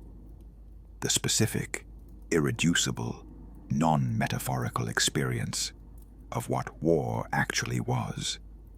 Not the abstract principle that Ares embodied, not the strategic deployment of force that Athena calculated, but the physical reality of a spear going into a body and the pain of it. She had governed love, which always contained the possibility of loss and grief. She had felt grief. She had felt loss. But she had not, before the wound, felt physical pain, had not had the body's report of damage, the specific signal that flesh sends when it is damaged, that could not be managed or transcended or received as meaningful through any intellectual or emotional framework. She carried this knowledge forward. It made her more careful. It made her more honest about what she was asking people to do when she asked them to love.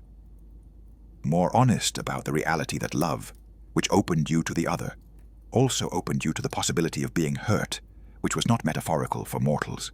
It was real as the spear in her hand had been. Chapter 22. After Troy. Troy fell. She had known it would fall. The divine conversation around the war had been clear enough, and she understood the forces arranged against the Trojan side well enough to read the trajectory. She had continued her support anyway, not from delusion, but from loyalty. The people she cared for deserved the best of what she could give them, regardless of the ultimate outcome. The falling of Troy was the catastrophe it was. She received in those days more prayers than she had received in any period before. Prayers that were not about love or desire, but about loss, about the loss of husbands and sons and fathers and homes and the entire architecture of a life. The women of Troy, who had not chosen the war and had not been consulted about its causes, who had simply been in the city when the city was taken, prayed to her with a rawness that she received fully and could not convert into the comfort they asked for. She could not give them back what had been taken. She could not restore the dead or repair the city or undo the decade of war's accumulated damage. She received their grief, and she held it with them. And she did not offer the falsely consoling explanations that grief sometimes gets offered. The suggestions that the loss was somehow necessary, that something will come from it that makes it worth it, that the divine plan incorporates the suffering into a larger meaning that makes it acceptable. She did not offer these things because they were not hers to offer. The suffering was real. The loss was real. The fact that Aeneas would carry something forward, that she had given Anchises a son who would carry the best of what Troy was to a new world, was real, and was not a compensation for the losses of the specific women who had prayed to her. You cannot console a specific person for a specific loss by pointing to what will eventually come from the broader situation. The consolation, if it exists, has to be at the level of the specific person's specific grief. She stayed with them in their grief. She received it. She witnessed it. She did not look away. This is the part of her story that is least often told, and it is one of the most important parts. The goddess of love as the witness of love's cost, the force of connection as the receiver of what severing costs. She was, in those days, not the beautiful goddess of the sea foam and the flowers. She was something older and harder and truer, the force that holds things together, present at the moment of their being torn apart, knowing exactly what was lost because she was what the loss was in. She wept. She had been weeping, in one form or another, since the war began. She wept for Troy, and she did not stop weeping until she could not cry anymore. And then she rested, and then she went back to work. Part 6. The Mortal Who Taught the Goddess. Chapter 23. The Problem of Comparison. She had been patient with the mortals who compared her to Psyche. She had been patient for some time, which was longer than many of the other gods would have been patient and deserved at least this acknowledgement. The comparison itself was not the problem. She could distinguish between a beautiful mortal woman and herself without difficulty, and the distinction did not wound her in the way it would wound a god whose domain was more fragile. She was not the goddess of being the most beautiful. She was the goddess of beauty as a principle, as a force, and the principle was not threatened by any specific beautiful thing. The problem was what the comparison revealed about how people were thinking about what she was. They were comparing her to a beautiful woman. This meant they were thinking of her as a beautiful woman, as a very impressive specimen of a recognizable category. This meant they had lost track of what she actually was, had reduced her from the principle to an instance, from the force to one of its manifestations. This was a misunderstanding that had consequences. If people thought of her as a very beautiful woman, they would approach her domain with the expectation that it was primarily about beauty in the conventional sense, about attractiveness and desirability in the surface forms. They would miss the depth of it. They would approach her temples looking for help with the surface, when what they actually needed was help with the depth. She sent Eros to deal with the situation. She was aware that deal with the situation was vague instruction, and she was aware that vague instruction given to Eros was likely to produce interesting rather than predicted results. She sent him anyway because the situation required intervention, and she was not yet ready to deal with it directly. She had not fully articulated to herself, in that sending, what she actually wanted. She wanted the misunderstanding corrected, but she did not have a clear idea of the form the correction should take. She was operating from irritation more than from clear intention, which was, she would later recognize, the beginning of how this became what it became. Chapter 24. Eros in trouble. He went. He looked at Psyche. She has thought about what happened in that moment. The moment when Eros, who'd been dispatched to complicate Psyche's life in ways that would redirect mortal attention away from the comparison, looked at Psyche and found himself looking at something that undid his intention. What he saw was not only the beauty that mortals were talking about, though the beauty was real and was extraordinary by mortal standards.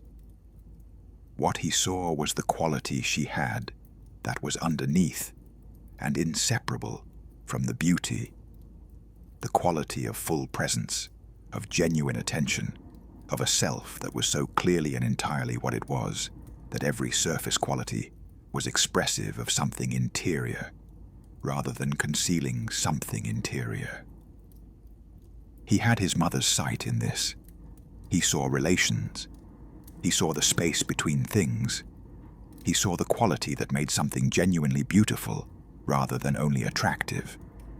And he saw in Psyche genuine beauty, the kind that is the external form of an interior quality, the kind that deepens rather than fades with closer looking. He fell in love. This was not supposed to happen. He was aware that it was not supposed to happen. He was also aware, with the clarity of someone who governed desire, and therefore knew exactly what was happening when it happened. That awareness of the supposed not happening was not the same as being able to stop it. He went back to Aphrodite and reported, with the honesty that their relationship required, what had happened. She was not pleased. She was also, she would later admit, not entirely displeased in the way she might have expected. There was something in the situation, in the irony of the god of desire being caught by desire, in the specific quality of the person who had caught him, that she could not simply be angry about. She was pleased enough about it to make his life difficult anyway, because difficult making was appropriate to the situation, and because she was still irritated about the comparison, and this gave her somewhere to put the irritation that was not entirely unjustified. Chapter 25. The shape of Psyche. She examined Psyche carefully, with the attention that was her characteristic and her gift. She was examining her as a potential problem, as the goddess had framed it to herself. But the examination was genuine, was not prejudged, was the kind of looking she gave to anything she wanted to understand. What she found was not what she had been expecting to find. She had been expecting beauty without depth, had been expecting a mortal woman who happened to be very beautiful, and was therefore the center of a misunderstanding about what beauty was. This was the story she had told herself about Psyche before she looked.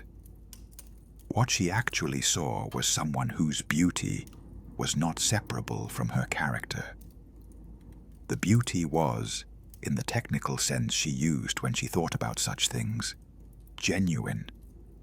It was the external expression of something interior, and the interior it expressed was real and substantial.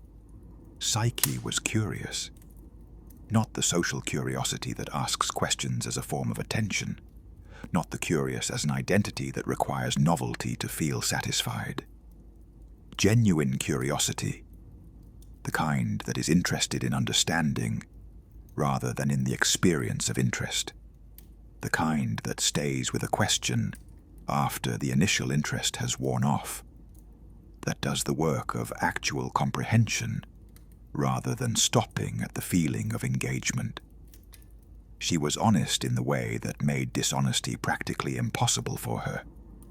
Not by discipline, not by moral commitment to honesty as a value, but by constitution. She simply could not maintain fictions for very long. The truth asserted itself through whatever she was doing, with a persistence that meant she had, early in her life, given up on the kinds of convenient self-deception that most people employed as standard equipment. She was brave in the way that curious people are often brave. Not the bravery of someone who does not feel fear, but the bravery of someone whose curiosity is stronger than their fear, who moves toward the interesting thing, even when the interesting thing is dangerous. Aphrodite looked at all of this and made a decision about what the trials would be. Chapter 26. The Trials Designed. She designed the trials herself, and the design was deliberate. Not arbitrary difficulty, not obstacles chosen to discourage or eliminate. Tests.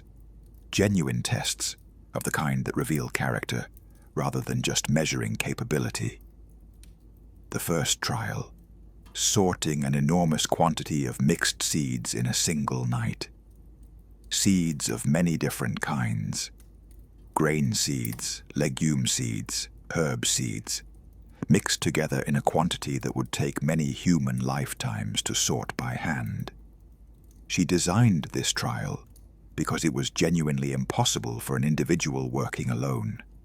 Psyche could not sort the seeds herself. The question was what she would do with impossibility. Would she refuse? Would she despair? Would she try anyway, ineffectively? Or would she find a way to think about the problem differently? What she found out was not exactly what she had expected to find out. Psyche sat with the impossibility for a while. Then she began to look around at what was available to her, not giving up, but expanding her definition of what she was working with. The ants came to help her because she had been kind to ants when no one was watching, when there was nothing to be gained by the kindness, when the kindness was purely the expression of how she treated the world. The ants sorted the seeds through the night.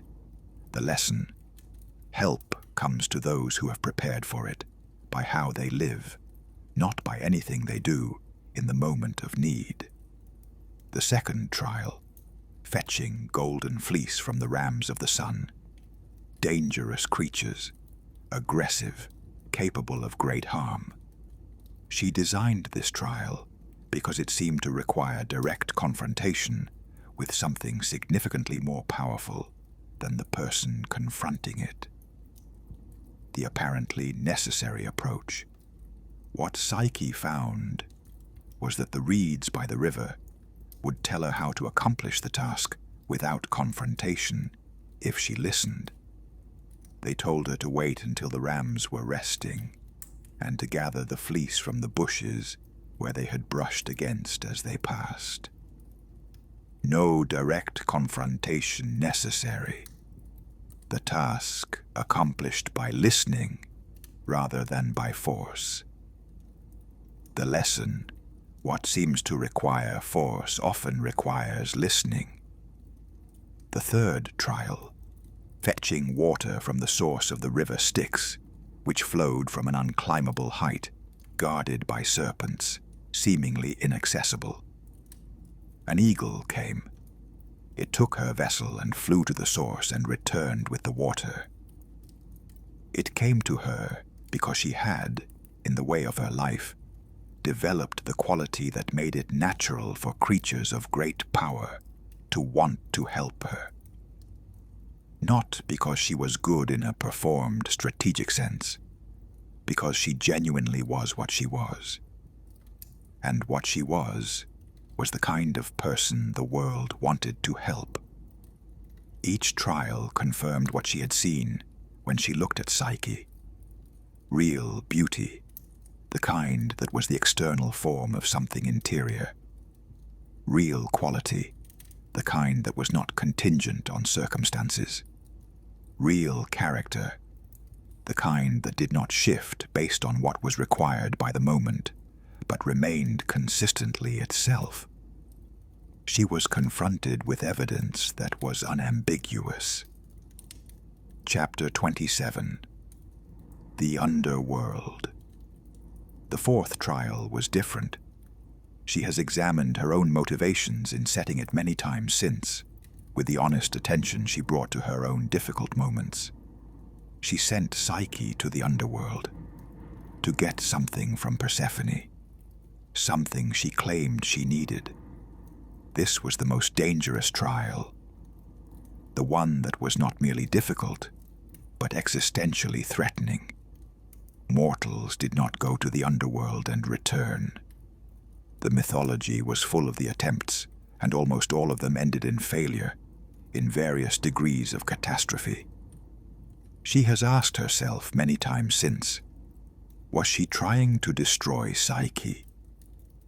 Was the trial designed to eliminate the problem by eliminating the person? In a way she could tell herself was fair, because she was giving Psyche the chance. She does not have a clean answer.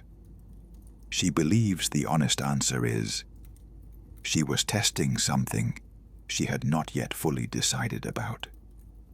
She was testing whether Psyche was what the other trials had suggested she was. Someone with the genuine quality to survive what genuinely could not be survived by ordinary means. She was also, she believes, not entirely without the wish that the test would fail. She was jealous. She had been jealous for longer than she had admitted to herself, and the jealousy was not only about Eros, not only about her son having transferred his primary attachment to a mortal woman who now had more of his attention and care than his mother did. It was something more complicated than that, more uncomfortable to examine. She was jealous of Psyche's beauty, not the conventional beauty. She had dealt with that, had examined it, had arrived at the understanding that the comparison was a category error and was not threatening. She was jealous of the specific kind of beauty that she had recognized in Psyche on examination, the beauty that was the external form of an interior quality. This was the beauty she had always understood was the truest form of beauty, the beauty she had spent her career facilitating in the world, the beauty she valued above the conventional kind. And Psyche had it, a mortal, in fuller measure than almost any being she had encountered in her long divine existence. The jealousy was, underneath its uncomfortable surface, something she eventually recognized as admiration, so strong that it had turned inside out from the social pressure of the situation. She admired Psyche. She admired her more than she had been prepared to admire anyone. And the admiration, meeting the complications of Eros and the history of the trials and the weight of the comparison that had started all this, had become something that felt like its opposite, but was not. Psyche went to the underworld. Psyche returned. Psyche looked at what she had not been supposed to look at, the box containing what was in the box, and fell. She looked at Psyche fallen, and she made her decision. Chapter 28. The Decision. She went to Zeus. This required the setting aside of considerable pride, because going to Zeus with a request was the acknowledgement that she needed something she could not manage herself, which was not a position she occupied, often or comfortably. She made the case. She had seen what the trials had produced. Evidence of genuine quality, genuine love. The love of Psyche for Eros, tested and confirmed by the hardest tests she had been able to design. She had seen something that met her own standard for what love genuinely was.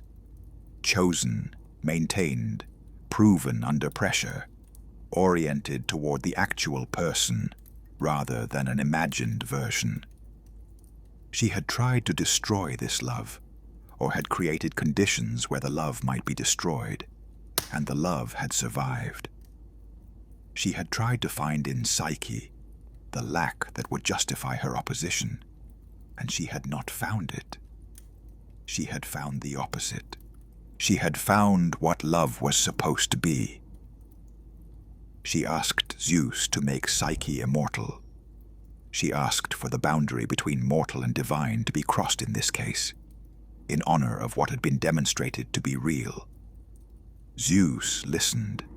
Zeus, who had his own history with mortals he loved, who understood something about the weight of the request and what it cost the one making it, listened carefully and said yes. Psyche became a goddess. The marriage was celebrated with the full ceremony of Olympus.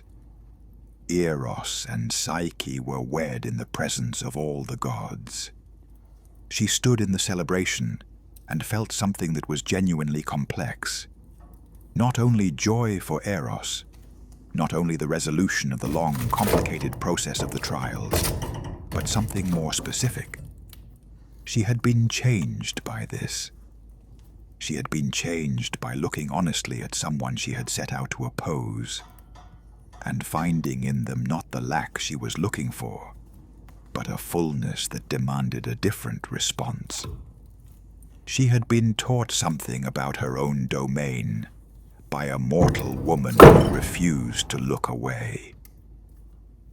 This was the education she had not expected when she sent Eros to complicate a mortal's life on a Mount Ida hillside. This was what the story had actually been about. Part 7.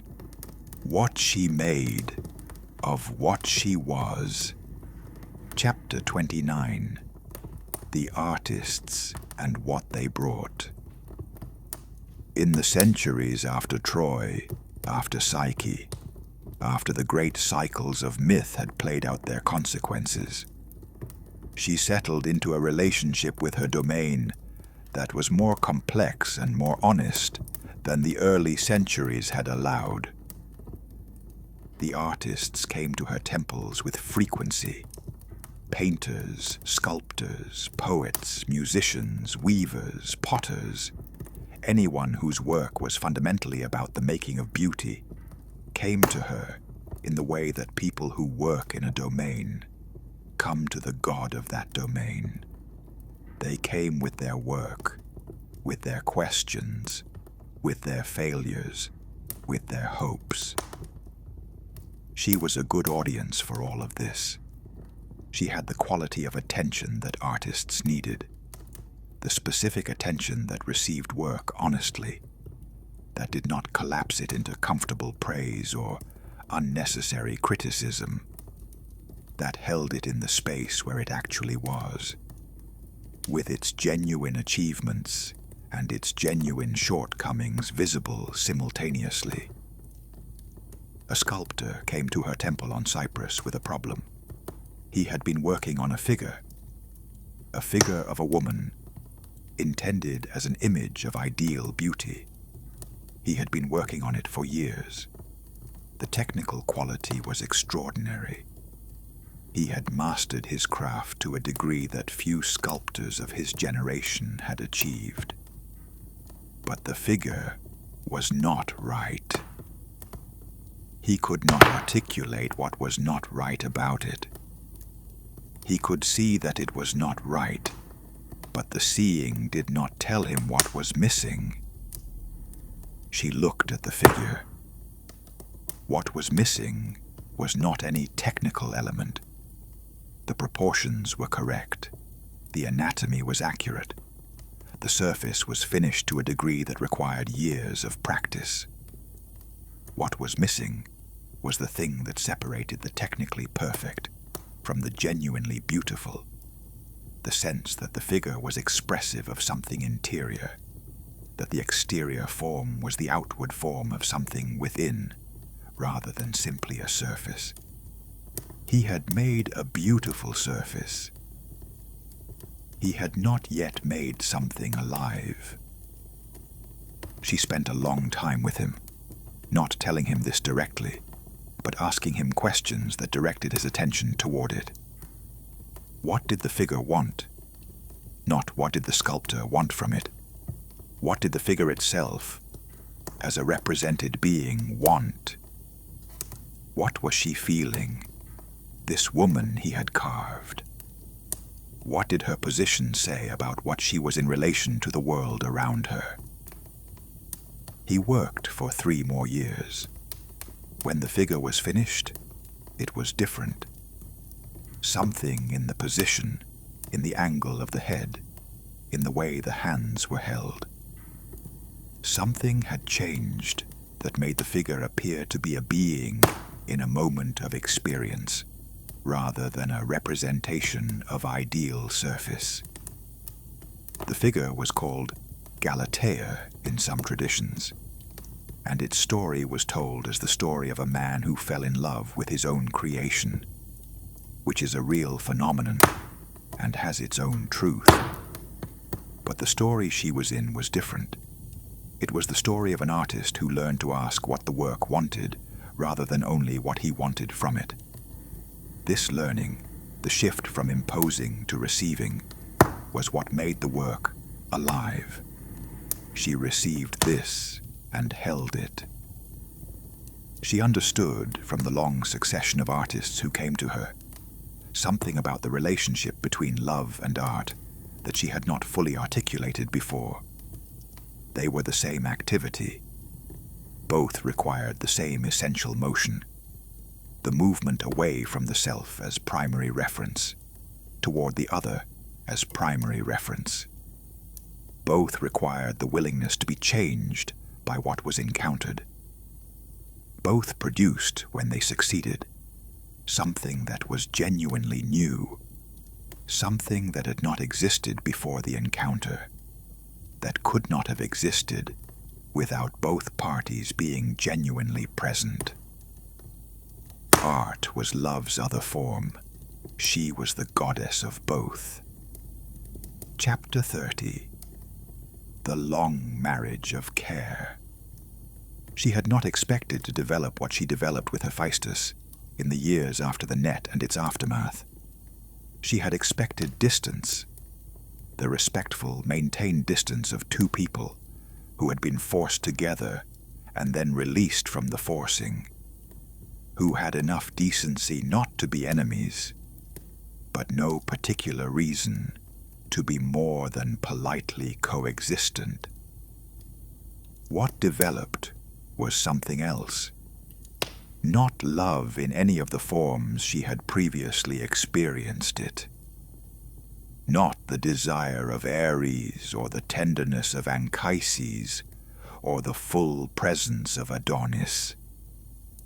Something different and harder to name. She had occasion to go to his forge for work. She needed things sometimes that required his specific gift, and she was not too proud to ask for them. The asking had been awkward the first few times, had required a negotiation of tone and register that neither of them managed gracefully. Then, gradually, the awkwardness had worn smooth, the way surfaces wear smooth with repeated contact. She found his company restful in ways she had not expected. Hephaestus at work was a different being from Hephaestus in the social spaces of Olympus. At work he was fully himself in the way that she had valued in mortals, fully present, fully in his element, not managing a performance of himself, but simply being what he was. At the forge, he was the god of the forge, which was different from being the god of the forge while also being the husband of Aphrodite, or the son of Hera, or the divine craftsman in the court of Zeus. He was simply this: a being who understood material and fire, and the transformation of one into the other. She found this restful in the specific way that she had found Anchises's presence restful. The restfulness of being in the company of someone who was fully in their own life, who was not performing anything for her benefit, who could be simply themselves in her presence. They developed over years a conversation about their respective domains that was genuinely interesting to both of them. She asked him about what making was from the inside, and he asked her about what love was from the inside, and they found that the two things rhymed in ways that they had not expected, that the act of making and the act of loving were, at their core, the same orientation of a self towards something external, with the intention of genuine relation. She told him once what she had told no one else, that she had been jealous of Psyche. He received this without judgment. He set down his tools and looked at her, and let the confession be what it was, without rushing to either comfort or correction. "I have been jealous of the things I have made," he said. "The best things. The ones that exceeded my intention." She looked at him. "When a thing comes out better than you planned, better than you knew you could make, you are proud of it, yes, but you are also jealous of it. It has something you don't have. It achieved something you tried for, and it got further than you did." She understood what he was saying. The jealousy was not simple envy. It was the more complicated jealousy of someone who encounters an example of the very thing they govern or care about most, and finds the example better than themselves. They were quiet together for a while, in the amber light of the forge. "I petitioned for her," she said finally. "I know," he said. "It was the right thing to do."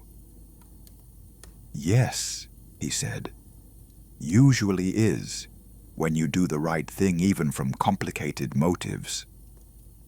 This was the most direct conversation they had ever had, and it was easier than she had expected. She had been carrying it for a long time, and had not known where to put it down. She left it there, in his forge, in the amber light. Chapter 31. Ares Revisited.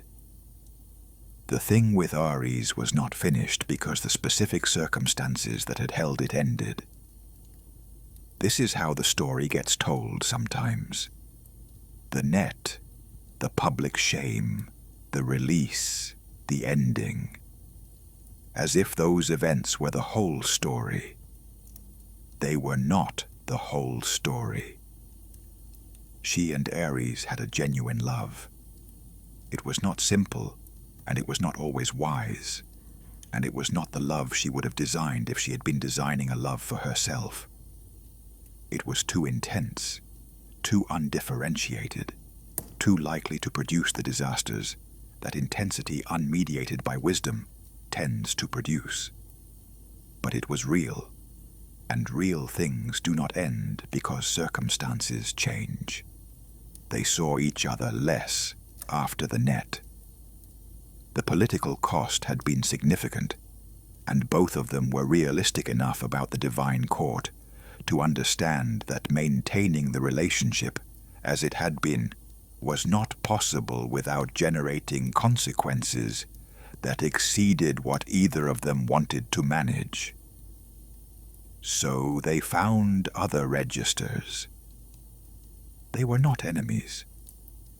They had never been enemies, and the attempt to frame the relationship in terms that made it tidier than it was by converting it to hostility would have been a lie they were both too honest to tell. They were something that doesn't have a common name. Beings who had loved each other, whose love had been complicated by circumstances, who had survived the complications and arrived at a different place on the other side. She saw him occasionally, at divine functions, at the councils where gods manage the ongoing situation of the world. She saw him on the fields of mortal conflicts, where she sometimes went, and where he was always present. She on the side of those fighting for love or home, he present as the principle of conflict itself, neither of them pretending that the other was not there. She had loved him. She still, in some register, loved him. She had learned enough about the nature of love to know that these two things, had loved, still love, were not contradictions. Love was not a faucet. It did not turn off when circumstances changed. What changed was the form it took, the register it operated in, the way it was expressed and maintained. She maintained it in the way she was able to. She knew him, kept knowing him, received the information of what he was with the attention she brought to everything she genuinely cared about. She was honest about what had happened and what it had cost, and what had been wrong in it. She did not romanticize the past. She could see the mistakes clearly, the things that should have been done differently, the ways in which both of them had been shaped by their natures, in ways that made certain things inevitable that should not have been inevitable. She loved him anyway, in the form that was available. This is always what love looks like, eventually. Not the form you planned for, the form that is actually available in the actual circumstances with the actual people involved. Chapter 32. What she taught. She was not formally a teacher. Teaching implies a structure of transmission, a student, a lesson, a process. She operated more indirectly than this, more in the manner of influence than instruction. But she taught in the way that everything that exists teaches simply by being itself with full presence. She taught through her temples and her interventions and her long history of being present in the mortal world that love was not a reward. This was one of the most persistent misunderstandings she worked against throughout her existence. The belief that love was something that happened to people who deserved it, that those who were loved because of their qualities, that love was in this sense just. It was not just. It was not distributed according to merit. It moved where it moved for reasons that exceeded any moral calculus. This was not a comfortable teaching. People wanted to believe that love was just, that genuine love, genuine desire, the genuine movement of one being toward another, was in some sense a recognition of worth. They wanted to believe that being loved confirmed that they were lovable, and that being unloved was evidence of something lacking. She taught, as gently and as clearly as she could, that this was wrong. Not because worth did not exist, or because love was random. Neither was true, but because love's movement was based on something different than moral calculation, something more like resonance, like the specific quality of fit between two particular things at a particular moment in their development. The person who was not loved was not thereby declared unworthy. They were simply not in resonance with the people they had encountered. She taught that love was not a permanent state. This was another comfort people wanted that was not available. They wanted love, once found, to stay, to remain constant, reliable, unchanging. It was not unchanging. Everything that was alive changed, and love, which was a relation between living things, changed when the living things changed. This was not the failure of love. It was the nature of life. She taught that loss was part of her domain. This was the teaching she got the most resistance to. People did not want the goddess of love to govern loss. They wanted her to be the beginning of love, and to leave the ending to someone else. She taught, through her own grief and her long presence in mortal grief, that the ending was hers also, that she was present in the loss, that the weight of grief was, in its own way, a form of love. The love continuing past the loss of the beloved, the relation persisting past the severing.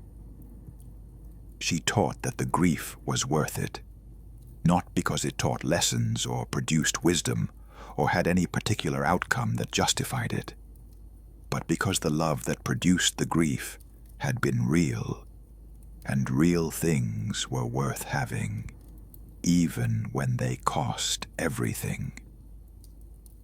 Part 8. Return and Deepening. Chapter 33. What she understood about her own nature. It took a very long time to fully understand what she was. She has been asked by mortals in the middle of divine experiences and by gods in the middle of philosophical conversations what she actually was, what the core of her nature was.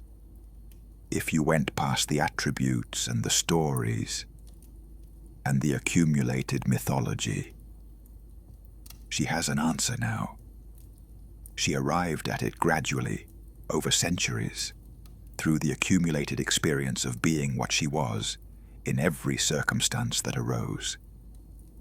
She was relation itself, not a relation, not the specific love between specific beings. Relation as a principle, as a force, as the most fundamental feature of a universe that was made of separate things, and yet was somehow not purely separate. The universe was full of discrete things, particles, atoms, organisms, persons, gods. These things were genuinely distinct from each other. They were not the same thing in different forms. They were genuinely multiple, genuinely separate. And yet they were not purely separate. Between them was the force she was, the insistence that the gap between things was not empty, that the space between beings was alive and active and moving in both directions, that what happened between things was at least as significant as what happened within them. She was what held the multiple together without making it one, what maintained the distinctness while insisting on the relation, what made complex arrangements possible, the arrangement of separate beings into families and friendships, and loves and communities and civilizations, all the complex structures that could not exist if beings were purely isolated. Without her, there was matter without relation, energy without direction, beings without connection. The stuff of the universe, uncombined, beautiful in its own way. She could see beauty in anything, but incomplete. Potential without actualization. With her, everything complex that had ever existed, everything that had required more than one being to produce, everything built from the meeting of different things, the combination that was more than the sum of its parts. She was the principle that made more than the sum of its parts possible.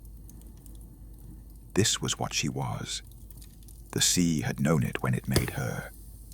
The sea, which holds everything in relation, which is itself the great connector.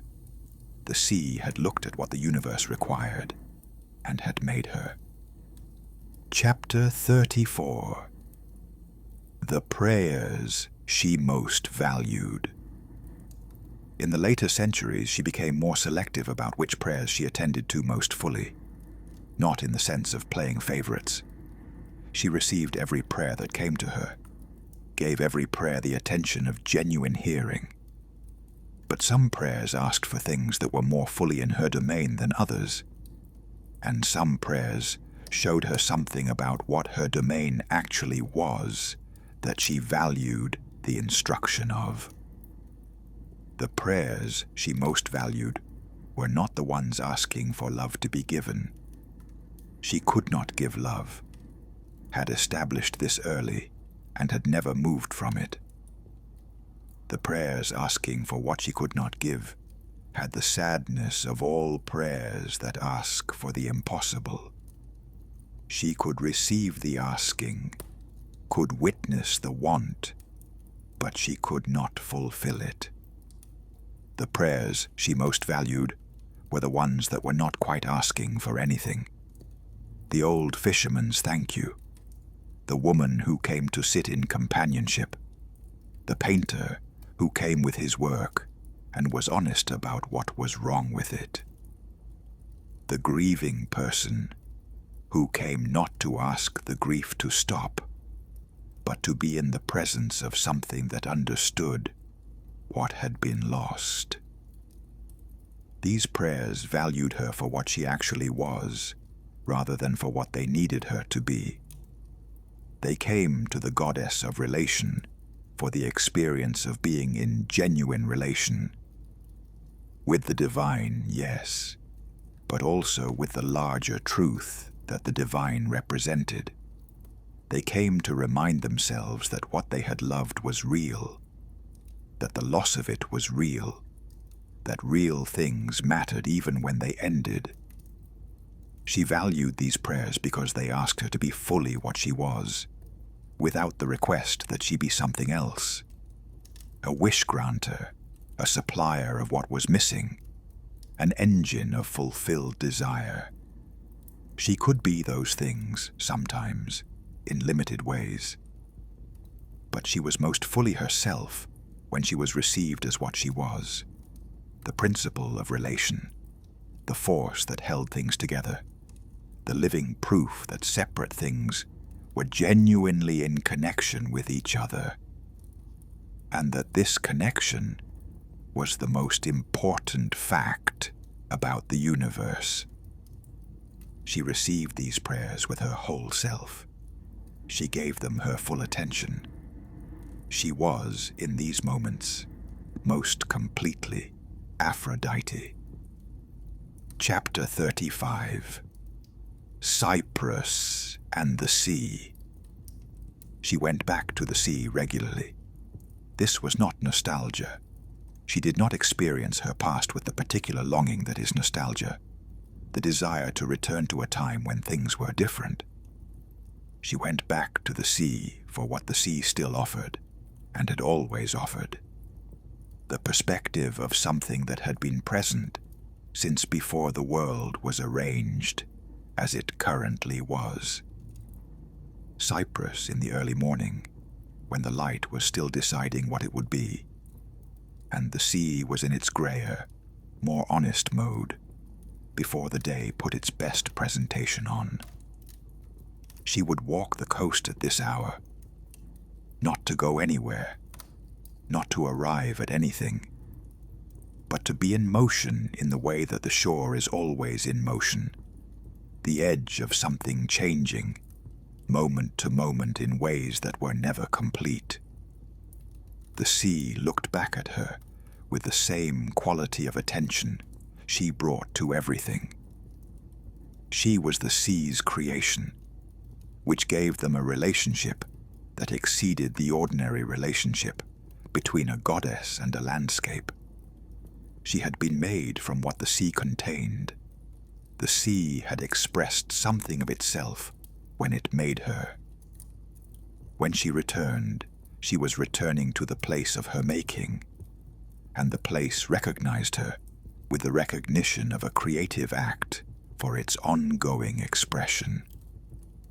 She talked to the sea sometimes, not in words. The sea did not operate in words, and she'd been doing this long enough not to need to.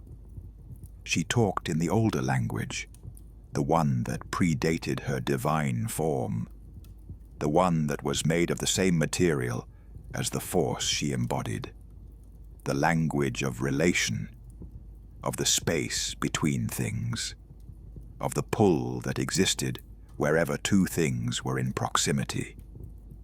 The sea responded in its own way, with the rhythm of its waves, with its salt smell that was also the smell of her origin, with the particular quality of sound that large bodies of water make when they are in motion, which is a sound that always seems to be saying something you cannot quite parse. She listened to it. She had always been a listener. In the listening, in the early mornings on Cyprus with the sea before her, and the day not yet fully decided, she found what she had been finding in these returns since the beginning. Perspective, the long view, the understanding that what was happening in the immediate moment of divine politics and mortal drama, and the ongoing, complicated management of her domain, was contained within something much larger, was a moment in a story that had begun before anyone now present could remember, and would continue past any current prediction. She was Aphrodite. She had been Aphrodite since the sea made her, and she would be Aphrodite as long as the force she embodied continued to be necessary, which was to say, for as long as there were separate things in the universe that pulled toward each other. She looked at the sea, and the sea looked back, and this exchange, this specific, ancient, irreplaceable relation between the goddess and her origin, was itself an expression of everything she governed. Chapter 36. The ongoing work. What she does in the present tense. She receives the prayers, all of them, the transactional and the desperate and the grateful and the angry, the ones that know exactly what they are asking for, and the ones that do not, the ones that approach her with reverence, and the ones that approach her with something that is closer to demand. She receives them all with the quality of attention that is hers, that sees each one as the expression of a specific being's specific desire, that does not reduce the specific to the general. She facilitates what can be genuinely facilitated. She does not manufacture what cannot genuinely be made. She lowers walls. She reveals what is already present. She makes actual what is only potential. When the conditions are such that actualization is genuinely in service of something real. She does not make convenient fictions real. She does not comply with prayers that ask her to substitute performance for genuine feeling. She is in service of the genuine, and the genuine is what she works toward. She grieves when love is lost, when the relations she has facilitated are severed, when the beings she has connected are separated by death or distance, or the simple entropy of two people growing in different directions. She grieves, not as performance, as the genuine response of the force of connection to the fact of severance. She has been grieving in one form or another since the first mortal love ended. She has not found a way to stop, and she has not looked for one. The grief is part of what she is. She remains curious about mortals, about the ways they find to love and be loved, about the extraordinary variety of forms that the fundamental force she embodies takes in specific human lives. She is never bored by this. She has been receiving prayers and witnessing love for long enough that boredom would be forgivable, and she has never been bored. Each specific love is specific. Each specific person is specific. The principle she embodies is one, and her expression of it is infinite. She goes to the sea. She returns to Cyprus. She walks the coast in the early morning and talks to the place that made her in the language they share. She finds perspective. She goes back. She makes of what has happened what can be made of it. She was made from the sea's working of what it received, and she has spent her existence doing the same thing, receiving what comes to her. The prayers, the loves, the griefs, the gratitude, the anger, the impossible requests, and the simple ones, and working on it, turning it, seeing what can be made of it that could not have been made without her. This is still happening. It has not stopped. The sea still makes her every morning from the foam. Epilogue: the force that holds. There is a question that the Greeks asked their gods, and that people have been asking of their gods since long before there were Greeks. Why does this matter? Why does it matter that there is a goddess of love? Why does it matter that the force of desire has a face and a name and a story? Why does the abstract need to be made personal? The principle made to wear a body and have a history and love and grieve and be wounded by a spear on a battlefield. She has an answer to this. She has been working on it since she arrived. It matters because the abstract does not move people. The principle, however true, does not change behavior. The force, however fundamental, does not console. What moves people?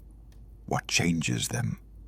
What consoles them in their grief, and inspires them in their joy, and reminds them, in the ordinary middle of ordinary life, that what they are doing matters, is the specific, the face, the name, the story.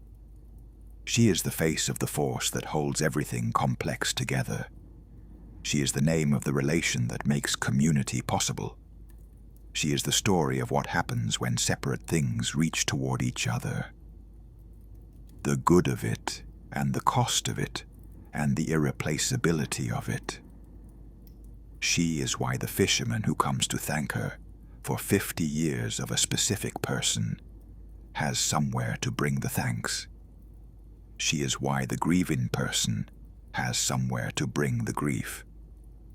She is why the artist, who is trying to make something alive, has somewhere to bring the question of what alive means.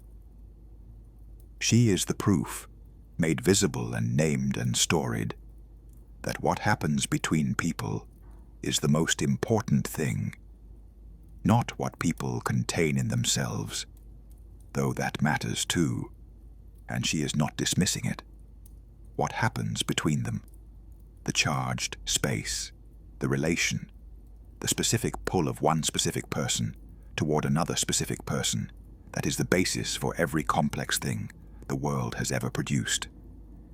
This is why she matters. This is what she is. She has been rising from the sea since before anyone now alive remembers.